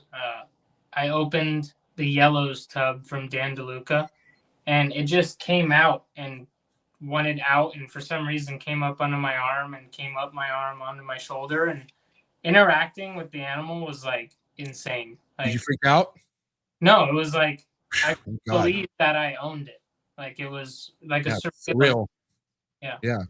Dude, go touch some grass with your chondro, buddy. It's okay. Like that's the thing. Like no, I take them out and I don't. You should because that type of insurance for that chondro will go into adulthood where, like Bill, I would say 9 out of 10 of chondros, Bill's chondro adults, you could just grab in and pull off the perch because they're so used to being held. And I told Emilio too that I was like, yo, hold your maniac as much as you want because once it's dialed in, you could fucking do what you want after that. Now, mind you, I wouldn't go more than 20, 30 minutes. And you definitely got to keep your eye on them. I let them decide. I've never forced any of them off the perch. If they wanted to come out, I let them come out, you know? Yeah. I mean, I'm telling you, man, and again, like your approach with chondros is completely different than ball pythons. Is just with handling, right? Mm-hmm. I mean, you care less if you get bit by a ball python, you pull it out. With chondros, you're carefully, strategically trying to let it do its thing, come off, and they do. That's the thing with chondros. Once they know they're out of their tub or their cage or whatever, they look around and they just start cruising. And then when they cruise, you literally just put your hand under them. And like, dude, I let my chondros. I've done a podcast with a chondro on this fucking the whole time. You know what I mean? And a Superdorfer tick. And so that's the thing, man. Like you start thinking more out the box, and it's more or less textbook ball python keeping. It's more like, damn, I'm trying to think like a chondro right now because I got a chondro. Yeah, just a totally different experience. It's like, you know, owning them versus actually interacting with them and holding them is awesome. Like it was crazy. We should be looking to become better reptile keepers. We should look to gain more knowledge by being diverse with the species we keep. Big time. Think about conversations, Emilio, with people that aren't even too sure about this game. You're talking to them about ball pythons, and then you mention you have chondros too. Like it only makes you look better as a keeper. Like you only look more. You only look that much more of a dedicated keeper when you have multiple species. But then again, when you love reptiles, why wouldn't you want multiple species? Like, you know what I mean? And again, not everyone loves reptiles the way we love them. Like some people are in here just for a fucking dollar. Cool. I don't see the enjoyment in that, but go for it. Go ahead. We should be bigger ambassadors to the full game and grow the whole thing, you know. So any extra species you could get under your belt, I feel like is going to make each and every one of us better, in my opinion. Yeah. Keeps us thinking, man. You don't want complacent. Getting complacent in anything's not good. Ball pythons get you too comfortable. And I've seen it more than enough, dude, where people think they figured out all of life because they have success with ball pythons. And it's like, get something else. Get like, if you feel like you learned it all, why would you want to stop? Right. It's a new territory that you've never ventured in, you know? Right. And there's also a reason why there isn't as many chondro breeders as there are ball python breeders, because it's hard. It's difficult. Like it's not a fucking rollout set in stone, like anyone could do it thing. It's not. And people are learning that right now, 100,000%. Not even getting to the point of breeding. Just like, look what you've learned just with feeding and keeping so far, Double J. But I have noticed once they're going, they're pretty easy. Easier than ball pythons, bro. They're easier than ball pythons. Yeah, like they eat great. I spray them a light spray once a day. I make sure the humidity in the room with the air care is good, and that's it. Like it's not rocket science at all. Dude, I want to say this too. Other than an emerald or a basin, I don't think there's a better display animal. No, I don't think so either. Yeah. Dude, Yeah, dude, Bullens or a diamond python. dude, it's so beautiful, man. Yeah, that is a display animal. Yeah, for sure. All right. Go ahead. Amelia, do you have a line or a project that you like a lot, like calico or melanistic? What really captures your attention? Nothing specific yet, bro. Fully. Okay. Is maniac. No, yeah, the animal's beautiful. I mean, but the dark, I don't know. There's still a lot to look at. I like arus. I might like localities more than Yeah, nothing wrong with that. I mean, look, man. I love MJ's Biox. For the most part. I can't wait to see that animal as an adult. The one he got from Homeboy. Socrates. No, that one too, but the one that everyone was enamored with. What? The Biak with the Afric. Arfac? Afrak. Arfac. Yeah, that's the. You mean Gary's? Gary's. I can't wait. That's a pure locality. You know that, right? It's not a Biak. Oh, it's okay. It's a monocory Arfac, which is Arfac and monocory, the same species. So that's considered a pure locality right there. Oh, okay. Yeah, that's not designer at all, or that's not an outcross either. Patrick Holmes feels like there's a little bit of outcross because where the Prada line originated from, which was Bushmaster, and they did a bunch of weird stuff back in the day. But Gary told me no, these are fucking a pure locality line. They just been worked in captivity for so long. They turned out the way they did. You know what I mean? Okay. I thought it was marked as a designer. Biak, Arfac. No. Monocory Arfac, which is a pure locality. Trip out. That's a trip, huh? Yeah. That animal's really nice. MJ, if it was you, if you were in Big E's shoes and you had that locality outcross, what do you do with it? I mean, I love Big E. That's why, when he says, oh, I don't know, like I'm thinking about the male, like he doesn't know the next move he's making is already in the incubator right now. And guess what? It's just going to show up to his doorstep. So, Emilio, until you're geeking out and you come to me saying, I need a John Irby production, I need Socrates, you're getting shit from me, buddy. You're locked in. Listen, I wouldn't mind fully just building off of your stock fully. Well, I mean, I have a bunch of different stuff, which would be great. But once I feel like you're good with me, trust me, I did that with Krista. Like me and Krista, we're like this when it comes to chondros. She really lies on me when it comes to advice. And that's why she has stuff from fucking Socrates. She's getting stuff from John Irby because she's already off to a good start. Krista, I think, she already sexed one of the 2 designer outcrosses that I gave her, and it's a female. And I'm pretty sure the other one's going to be a male. So she already has a pair right there. So, I mean, really, it's just, I mean, it's whatever your taste wants to take you. But it takes time. I mean, that's why I give props to Double J. Like he knows already a lot about lines and stuff like that because he's spending the time geeking out. And once you invest time on geeking out what other people are doing, that's when it starts to sink in what you really want. But Emilio, you're off to a great start because not only do you have a female, you have the bombest fucking female out of the clutch. So your foundation is so concrete already, dude. Which is good too, because you don't need to play a waiting game on what you have. It's a female, and you have time too, man. That thing won't be ready to breed for another 4 years. Like we talked about at Trap Fest, having locality outcross girls is pretty cool. That's something that I'm gonna tell you guys right now. I'm gonna breed that girl at 5. There's not gonna be any early experimentation. None of that shit. That's not happening. All Python people out there, follow the guidelines. Me neither. Yeah, I have no intention on breeding. Yeah. Follow the guidelines. The thing about this, okay, a Python is a Python. If maturity's on your side with chondros, what makes you think maturity isn't on your side with ball pythons? It's the same thing. Maturity's always the way. You should never play the gambling game. Let me rush. Dude, anytime you're looking for shortcuts, you get short prizes. It's not worth it. Yeah. It's just not worth it. Ball pythons are heavier bodied pythons. So like it's still, they're still young. They're still a young female. Like, what's the point? Dude, and let me say this. People focus on the money. That's it. bro, guess no. And what I mean is the loss of money when you lose a female, brother.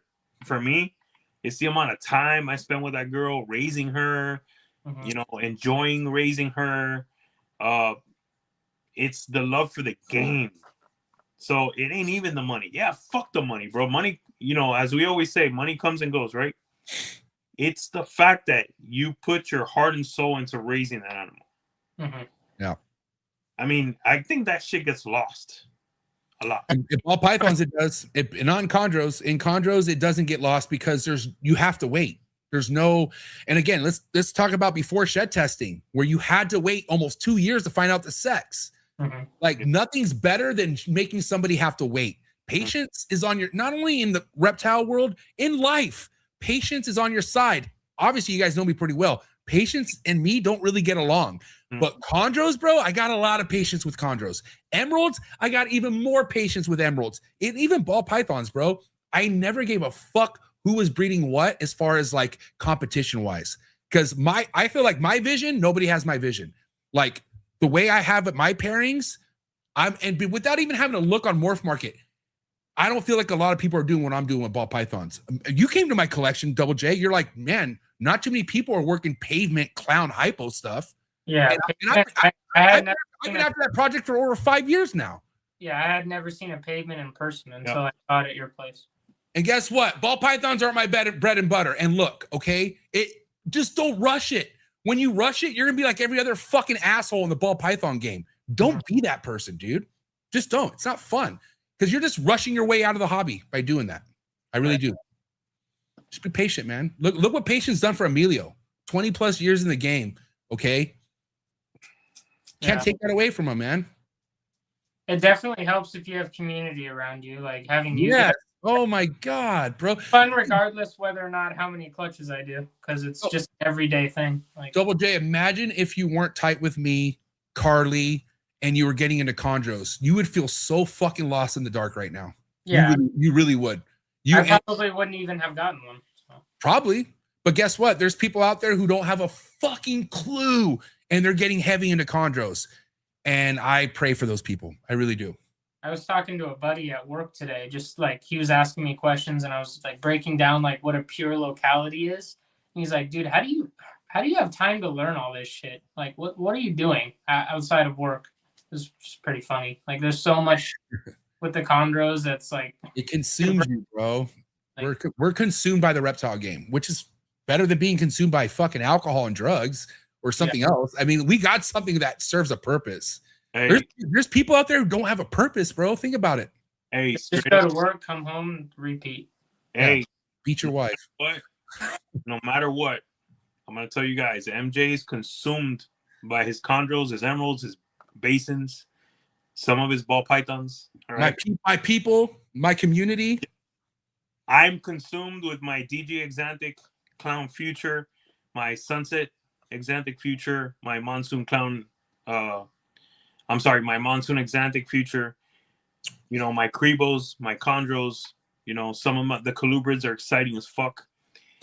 Bro, it's exciting. Bring that excitement back if you're down. You know, get into other things. Make it happen. Just don't show Emilio a yellow Exanthic. He might kill you. No, I just talked. He might not say it to you directly, but trust me, he's clowning that shit for sure. Hey, I just thought of something, bro. Listen, in 2026, don't say, oh, that Exantic brown's out. Just, bro, these days, say, the yellow out. I hope my Exantics aren't yellow. That's the truth. Every time I have an Exanthic now, I'm going to be sweating, bro. Like, bro. This shit better. Nobody wants a yellow Exantic. Huh? Nobody wants a yellow Exantic. Right. Take that to the fucking bank. And that yellow, doesn't that yellow sometimes come later? Like you might not see it right away. Yeah. Like it kind of comes after a few sheds. Yep. It's just the luck of the draw sometimes. Like you have to make sure you're working with a good line. You know? Nah, I mean, I haven't seen a ton of it, but I mean, dude, anyone out there, you know if you got a yellow Exantic. Well, I feel like when you have DG in the mix, oof, you gotta be careful. You better have a good line of DG in that Exantic and a good line of Exantic. Like you need good lines in everything. Period. That's why if I'm taking the risk on Sunset Exantic, who else does it make sense to get it from more than Emilio? Someone Villain line. That's the only Exantic I'm getting is a villain produced fucking Exantic. That's it. I got eggs for the Trugos already. MJ, what do you want, a male or female? Say that one more time. I got eggs already for the some Trugos. What do you want, a male or female? I would probably want probably a male to get quicker at it, I would think. Okay. Well, compare it to. Let me get a pair, dog. What the fuck? Tell me 1.2. I will get a male. 1.1, dog. Yeah, I want because okay, here's the thing. I have a male. I have a hypo triple het clown DG pied, and he's a breeder fucking male. He's a great male. So I'm like thinking, well, that would be cool to put to the Exantic female. But then again, we're talking 3.5 years down the road, 3 years down the road. But again, I don't know. And I got some stuff cooked about that a Trugos male could go to. I'd rather get a male so I could get quicker on the fucking work. I'd rather get a male. But what girls would they go to? Or what? My DG het clown het hypo. Okay. Go ahead, Emilio. You're first on the list, so you get a male. Yes. Yeah, because I have a waiting list, so everyone else will have to deal with female or male if there's more males. So. And I get the first pick, obviously. Yeah. Wait, what's the pairing that more likely I get to pick from? Well, there's 3. Let's hear it. But so far, the one that I got is hypo het Exantic to Exantic het hypo. Cool. Yeah. That's a surefire shot, basically. Mm-hmm. Bitching, bro. What about you? You're not working Trugos stuff, are you, Double J? No, I like it a lot, but it's like, how many more project? You know what I mean? Like, doesn't make unless I got like, you know, a pair like you said from Emilio just to do Trugos to Trugos. Like, go ahead, Emilio. What'd you say? You need another rack. Stop being a pussy. Yeah. Don't you have space for another rack? I know you do. No, dog. I do not. Are you literally you're maxed out? I see a little overhead space there. Single rack if you have to, bro. Whatever. What's on the other side of the wall there? My fucking bedroom, dog. You sleep next to all those? Yeah. Damn, you are committed, my guy. Bro, one of the snakes took shit last night and it woke Kendra up. She was pissed. Oh my, yeah, I bet. Kendra's a real one, bro. I hope you're kicking her down some change with some of the profits, if you are making profits, of course. Everything's going back into this, bro. Are you taking her on dates still? Yeah, we go out here. Not now. Who deserves it? Right. Damn. Like we're talking like Ruth Chris. Like you're feeding her really well, I'm assuming. The last time we went to Ruth Chris is when you made the recommendations, the menu recommendations for me. So that was a while back. Oh, when was this Ruth Chris over here or up there? No, it was in Sherman Oaks. Damn. Yeah. Fucking A. I didn't know that was your room, Val. That's fucking Dude, I mean really like a hallway. This is a hallway. So what's the game plan? Because obviously, like you're a guy who has a good career for yourself. You're young. What's the game plan for a house? Ideally, next year we want to move up into like a 3-bedroom, 2-bath. So I'll have an entire room. That's the plan. Okay. Mm-hmm. And same area, or were you looking to move? Yeah, same area. Because I mean, it's pretty it's not cheap where you live, right? I mean, we've seen some townhomes that are like 3-bed, 2-bath in like the 720-ish range. Do those townhomes have garages? Yeah, 2-car garage. That's all you need, bro. I need a small little yard so my dog can, you know. Hey JJ, hey JJ, you know you could stack on top of those racks. I know you're not the tallest dude, but see that shit there, dog? That's the ceiling. You got at least one more layer there. You can you can get one of those really big ladders from a warehouse. Do you see where the racks are right now? That was a closet. I had to convince Kendra. She was like, well, I want my own closet. I said, nah, that shit's getting demoed, brother. You call her brother? Of course, all the time. Brother? That's a little weird, dude. No, but yeah, we demoed that closet. That shit's gone. But there's another closet in front of me right here. So If I find out you're calling her brother with the lights off, I'm never bringing you back on this show ever again. No, I do not do that. Kendra, Yeah. I'm sorry you have to deal with this guy, dude. What the fuck? You guys are into some weird shit. It was definitely some fucking project work. Like me and my dad were fucking demoing this closet, you know, patching up the stucco and everything. And it's cool because they sit like flush, like the racks sit flush. And Emilio, watch. Brother. Kendra, you're my brother. Grab my ass. Hey, you can't be mad, bro. This is the last like 2 seconds of the fucking podcast. We started hitting you, bro. Dude, you've been getting easy this whole show until you mentioned the brother thing, and now I'm locked and loaded now. Dude. I don't remember exactly what I told her. I just told her like, yeah, that fucking closet's gone. Sorry, brother. Hey, brother, where we like, eating today? Promo to Macho Man in like '88. The inner Macho Man Randy Savage. Hey. Kendra definitely turned the show off for sure. You happen to pick probably one of the shortest wrestlers. I mean, it's, you know, that's being short's lifestyle, brother. What was Doink the Clown's little fucking mini-me? What was that? What was his name? Do you remember what Doink the Clown's little shit? He had a sidekick. He had a sidekick that was like 2 feet tall. Like, I feel like that. All right. Anyways, we'll move on, brother. So, okay. Let's kind of talk about more as far as when it goes into your season next year, Double J, outsourcing things. How often are you looking at stuff that is potentially going to need to be outsourced as far as pickups next year, especially if you kind of get some clutches that you want? Obviously, you're not going to hold everything back, but let's kind of set your mindset now into like mid-season next year. You got eggs on the ground. You're selling some stuff. If you got some coin to play with, what's some important shit you want to outsource for? Immediately, Super Chocolate Hypo DG Clown. I plan on taking literally every cent I make this year and buying a male because I have some girls that could go to.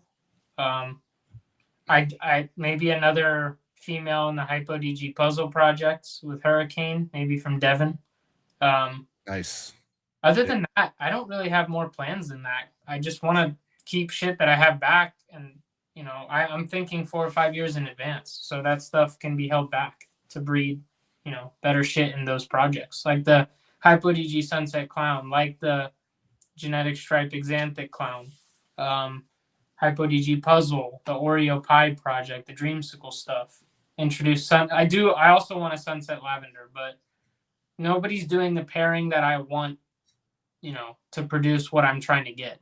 I'm trying to get a Leopard Sunset Lav, or something maybe similar, like with a dark gene, and I'm just not seeing that being done yet. Don't you have a Leopard Sunset? I do, but it's a Fire Leopard Sunset, and it's double head Hypo DG. So it's why don't you put that to a lavender? It's not really for the lab. Like, I don't have any interest in putting Hypo and DG in lavender. It doesn't. Yeah, I know, but you don't have to work it for that. You could still make hets and still work towards the lavender. Yeah, but it's just a long path. I'd rather just buy a double. Oh, boo fucking who, dude? What's wrong with a long path, dude? This is okay. You're literally contradicting everything we talked about as far as. But why would I put that female into the Lavender Clown project? Oh, that's a female. So okay, that's a female. The Sunset Leopard's a female.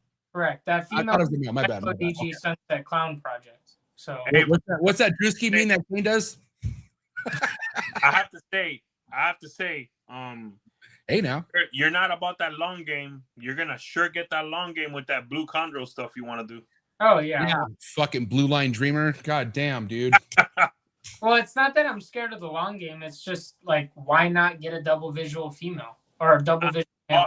All I'm saying is this, bro. The only thing that I see you really needing to figure out and learn is that this shit takes long. Yeah. No matter what. Right. Yeah. Well, I'm learning that now. Like I said, some girls may not go, and they might go. That happened to me with the Sunset stuff. I paired it 2 years ago. She didn't go, but she went the following year. So it was a lesson in patience. That said, you've come a long way, buddy. Hey man, I'm in the right groups. you've come a long way, buddy. We've let's see, we started our elite chats how long ago? Not even 6 months ago. Yeah. Maybe. And I've seen a quite drastic change on how you approach a lot of things now, Double J. You don't come off so like noob and wet behind the ears. You still are, trust me, but so am I. Okay. You just don't come off as it as much. Because you're very methodical. That's why I fuck with you a lot. You do put a lot of thought into the shit that you are invested in, which you should. I mean, this isn't like a impulse type thing where, oh, let me get that because so-and-so just bought that. No, dude, like think for yourself. That's another thing with the problem ever since COVID. People in the ball python game have a problem thinking for themselves. And you could tell who's not thinking for themselves out there. You can tell people who aren't thinking at all, period. It's like, what the fuck you doing? This isn't something you can just do here and there. Like if you're not in your car driving to work thinking about pairings, I don't know if this is for you. Like, you know what I mean? Like we talked about the lifestyle. This bleeds into every day. Everything I'm doing, something about this comes up as far as thought. Okay, you want to know something? I mean, the last job I had that I was good at was before I was into reptiles, and that was Verizon, because my motivation was commission, and I love making money. But ever since I got into reptiles, my production at work was not there. Because guess what I was doing? I was staring at my phone. Right. I was on ball python calculator on MORPHMARKET. I could not stop thinking about this shit. And I didn't give a fuck what my priorities were at work. All I cared about was the goddamn fucking snakes. So good for you, Double J, that you could hold on to your, I guess we could call it a 9-to-5, but your career. And I think that's beautiful that you have a career that you enjoy. It seems like you're well established. Hold on to that with everything you got, bro. Because I was in a position. I have no intention of, I don't think I want to get to the point where I don't need it, like a stable income anymore. I like the balance of having both, because everything you have now is going to come to you, bro. Telling you right now. That's why I also tell you, don't fucking worry about the rush game, because another thing that this hobby rewards people with patience, it comes. Like it's going to come, and it's going to come where it's like all gravy. It's all extra on top of the hard work you're doing at work, whatever bonus you might hit at work at the end of the year. This shit comes full circle, dude, and it's like waves. And you're a guy, you know how the ocean works, bro. I've seen how you swim. You know the waves come and they go, and you just be patient for that wave to come. And guess what? Sets stay on the inside. Can I finish? God damn it. Sets come one after another in this game. Like you might be sitting there waiting for a wave, and the sun's about to go down, and all of a sudden here come these sets, and they keep coming and they keep coming. Okay, go ahead. That's exactly what I just said. I said I'm trying to stay on the inside for that set. That's it. Yep. And you ride that fucking wave until it stops fucking riding, until you hit the fucking sand, dude. I'm telling you. Till you drown. Yeah. And Amelia knows, bro, the ball gets rolling to where you have all this momentum. Because it's the hard part is waiting for your time, waiting for that momentum to start. Because you're spending money, you're raising snakes, you're just pulling open fucking drawers and say, okay, you're not ready yet. Let me put you back. And then next thing you know, you have fucking clutches hitting the ground. Next thing you know, you're cutting eggs and you're hitting everything you visually saw yourself hitting 4 years ago. Yeah. Supplemental income first. Game changer. Second, things that, you're enriching your life with a beautiful hobby. That's what people need to fucking remember. Oh, shit, that's a good point. Fucking remember that you are enriching your life with a beautiful hobby, beautiful animals, things that, if you do it right, make you happy every single fucking day. Yeah. Okay? So a guy like you, JJ, is just starting to live, you're just starting to make your way through the world as a young adult. You're in a good spot, bro. A young married couple, you're a fucking great example to how things should be done out there. You're doing all the right things in your life and in the hobby. And it's simple. Don't, people out there, don't haul ass, man. Go slow. Do what you got to do. Take care of square, make square one, all the other things, make sure they're okay. That's what helped me. My whole life was solidified before I took the plunge into this, going full time. I mean, it's a decision I made. I didn't even have to make it. It would have been okay for me to just work a regular job and also have this as a supplemental thing on the side, but that's not what that was not my way, So Yeah. We got to get to the morph of the week, and Emilio picked this one. We talked about it earlier, but I have it queued up. So why don't you explain, Emilio, why you picked this one? To me, I would buy that animal and start breeding it into, recessives that I think would work. The blackhead, the black pastel, and the adder, that combination made me really excited. Look at that pattern. It's insane. Those are the things that excite me about the ball python. Starting with an animal like that, man, that's excitement right there. I'd really love to see that combo with confusion. Yeah. Yep. Amazing. So shout to Justin for the morph of the week. Or Hurricane. Mm-hmm. Or even Cosmos, Tornado. I mean, that's what I'm thinking. Oh, okay. Wait. Bambino. Yeah. Look at that pattern, bro. Those are the things that excite me. Maybe puzzle. Wookie. Shout out Wookie. Wookie or chocolate. Super chocolate. Imagine super chocolate in that. That stuff excites me. Yeah. So. And guys, this is something new we're going to do every Monday now. We're going to all take turns picking the morph of the week. And I also have another spin-off on top of this. At the end of the year, we're going to calculate all the morphs of the week, and we're going to find morph of the year. Mm-hmm. And whoever the winner of morph of the year is going to get flown out to Trap Fest next year on me. I'm going to pay for it. All right. And then Milo's going to give me money too. I'm just kidding. No, it's on me. It's on me, pal. So guys, if you think you have a fucking banger production that needs to be on this show, please reach out to any of us on the screen.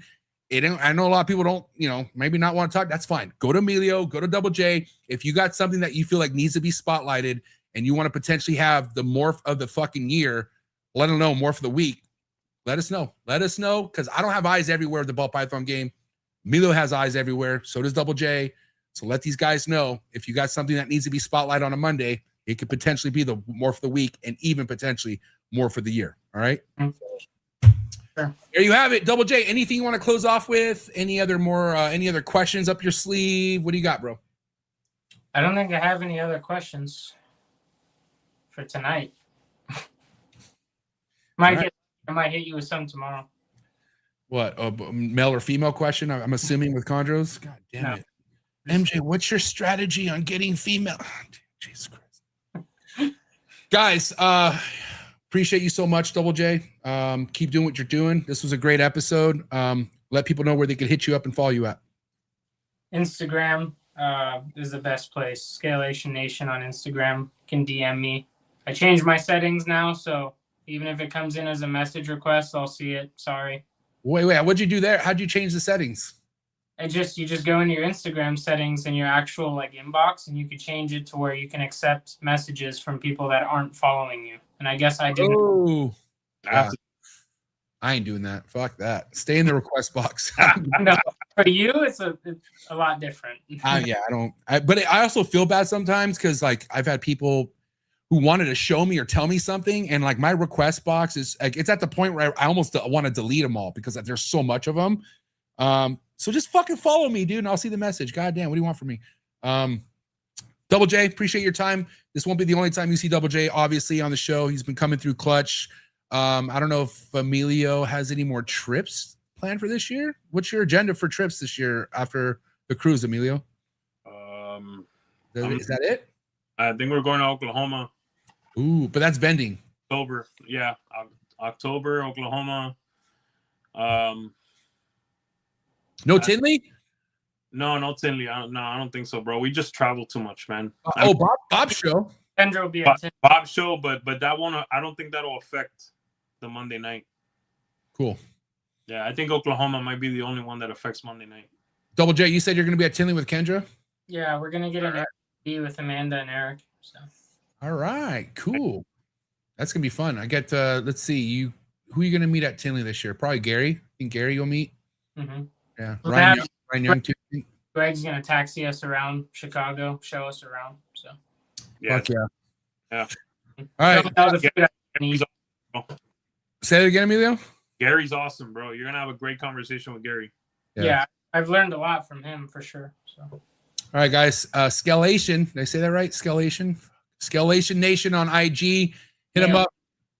Did I not say it right? Scalation Nation. Am I saying it? You nailed it. Yeah, you got it. Oh, okay. I thought you said I'm saying it wrong. All right, give it up for rap for Double J. Scalation Nation, ladies and gentlemen. Hey! Go give brother a kiss and hug right now. Okay. She's not home yet, but I'll catch her on the way in. Oh, she's coming. Don't worry. All right, bro. Have a good one. See ya. Right. Love that dude, man. Chemistry is everything, bro. Yes, you know what I'm saying? It's why, it's why a lot of these come back in. And what I was gonna say to Emilio's point, I love the idea of reptile podcasting. I get it, but come with chemistry, man. Don't just throw fucking noodles on the wall and hope whatever guest you bring on sticks. If you don't have a motivation to bring this guest on, if there's not a connection with your guest, if there's no chemistry, don't even bother scheduling a podcast because ain't nobody gonna give a fuck about what you guys are talking about. Chemistry is everything, isn't it, Emilio? Yeah, chemistry to me, man, we had a hell of a conversation tonight. Yeah, I mean, dude, I bring Greg Double J on when you're gone. But when the shows where you're here, man, I love having the conversations with just all of us, man. Mm-hmm. And once Greg gets back, we're gonna do a Boys in the Hood episode for sure again. Yeah, and Shane as well. And Shane, yeah, Shane's just working a lot right now.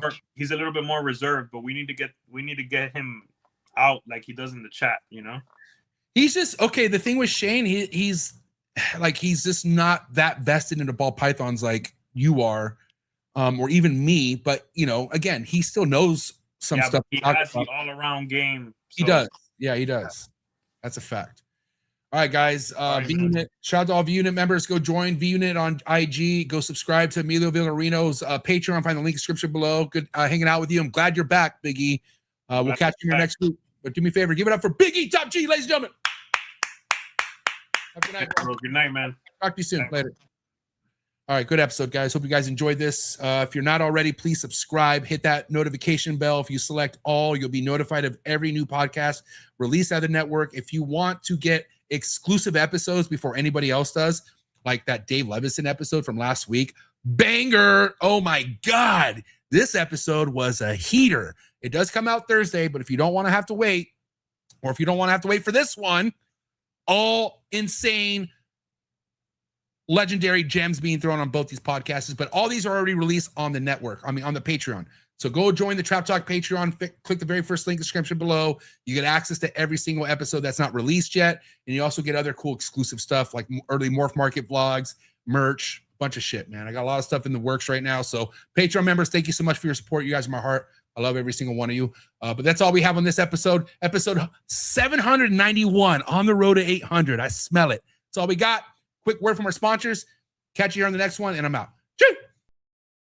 Sorry for the interruption, folks, but a quick word from our sponsors. Shout out to tonight's sponsor brought to you by ZoomEd. ZoomEd is proud to be supporting the Trap Talk Reptile Network. At ZoomEd, reptiles are our passion. For over 48 years, we've been creating premium foods, supplies, and habitats for reptiles and other exotic animals. We're a company made up of hobbyists that test our products on the hundreds of animals that we care for here every single day. Whether you're an established breeder or a first-time hobbyist picking up your first ball python, ZoomEd has you covered with everything you need to keep your animals happy and healthy. I'm excited to talk about this new product with ZoomEd called the Slither Sense. It is a remote temperature and humidifying monitoring system, which we all know how important temperature and humidity is to your reptile. And for you to have remote access to your temperature and your humidity in your reptile room could really, really be a game changer for the longevity of you keeping reptiles. So guys, make sure you check out that product. Find the link in the description below. Click on it right now. Give me your feedback in the comments below. Let me know how you're liking a brand new ZoomEd product. Shout out to tonight's sponsor, and that is Clutch, the #1 organization app in the ball python game today. Also, tonight's episode is brought to you by KINOVA Reptiles, the biggest world industry leading ball python company in the hobby, in the industry. So excited to announce this partnership with Clutch and KINOVA Reptiles. No name that needs an introduction. As you guys already know, if you're looking to invest with the best, KINOVA Reptiles is the way to go. And again, if you want to be organized, if you want to be ahead of the game, there's no better organization app in the ball python game than Clutch. Thank you so much to the entire Clutch team. Thank you so much, KINOVA and the entire KINOVA Reptile team. Please continue to keep doing what you're doing. Nothing but inspiration, nothing but excitement coming from KINOVA Reptiles and Clutch. And I'm excited to have more information to announce to you guys here in 2026. Thank you so much, Clutch and KINOVA Reptiles. Shout out to tonight's sponsor, and that is Jersey Guys Balls, father-son duo who are just slaying it in the ball python game. If you're into Sunset, if you're into Monsoon, if you're into Puzzle, this is the page you should be following on Instagram right now. Jersey Guys Balls are invested in some of the highest and most exciting projects in the ball python game today, such as Tornado and many other genes like Cosmos. So again, make sure you go check them out on Instagram. You can also follow them on YouTube, and definitely go give them a follow on MORPHMARKET. You can find all the links in the description below. And again, thank you so much, Brett, and thank you, John, over at Jersey Guys Balls. If you're in front of the line, cutting edge, high-end ball python projects, you don't want to miss this. Shout out to Teresa and shout out to Devin over at PRAGUE MORPHs, the heaviest hitters out of Europe currently in the ball python game. If you're into the double, triple recessive, such as Puzzle, Hypo, and other amazing recessive, incomplete, dominant projects, and make sure you head over to PRAGUE MORPHs right now on Instagram. Check them out on YouTube. You can find all the links in the description below, and many more updates with RGI and PRAGUE MORPHs to come. So again, thank you so much, Devin and Teresa over at PRAGUE MORPHs. Cannot wait for many more collaborations. Thank you for all the fellow support. Thank you so much for anyone who watches the Trap Talk Reptile Network. Hit that like button. If you hit that subscribe button, hit that notification bell, you'll be notified of every new episode dropping here out of the network 7 days a week. And also by hitting that like button, hitting that subscribe button, it pushes this network out to other new keepers coming into the hobby. So by you doing that, it does more than you think. So thank you so much again for all the support. And if you're not already a subscriber, please hit that subscribe button. We're doing big things over here, and we really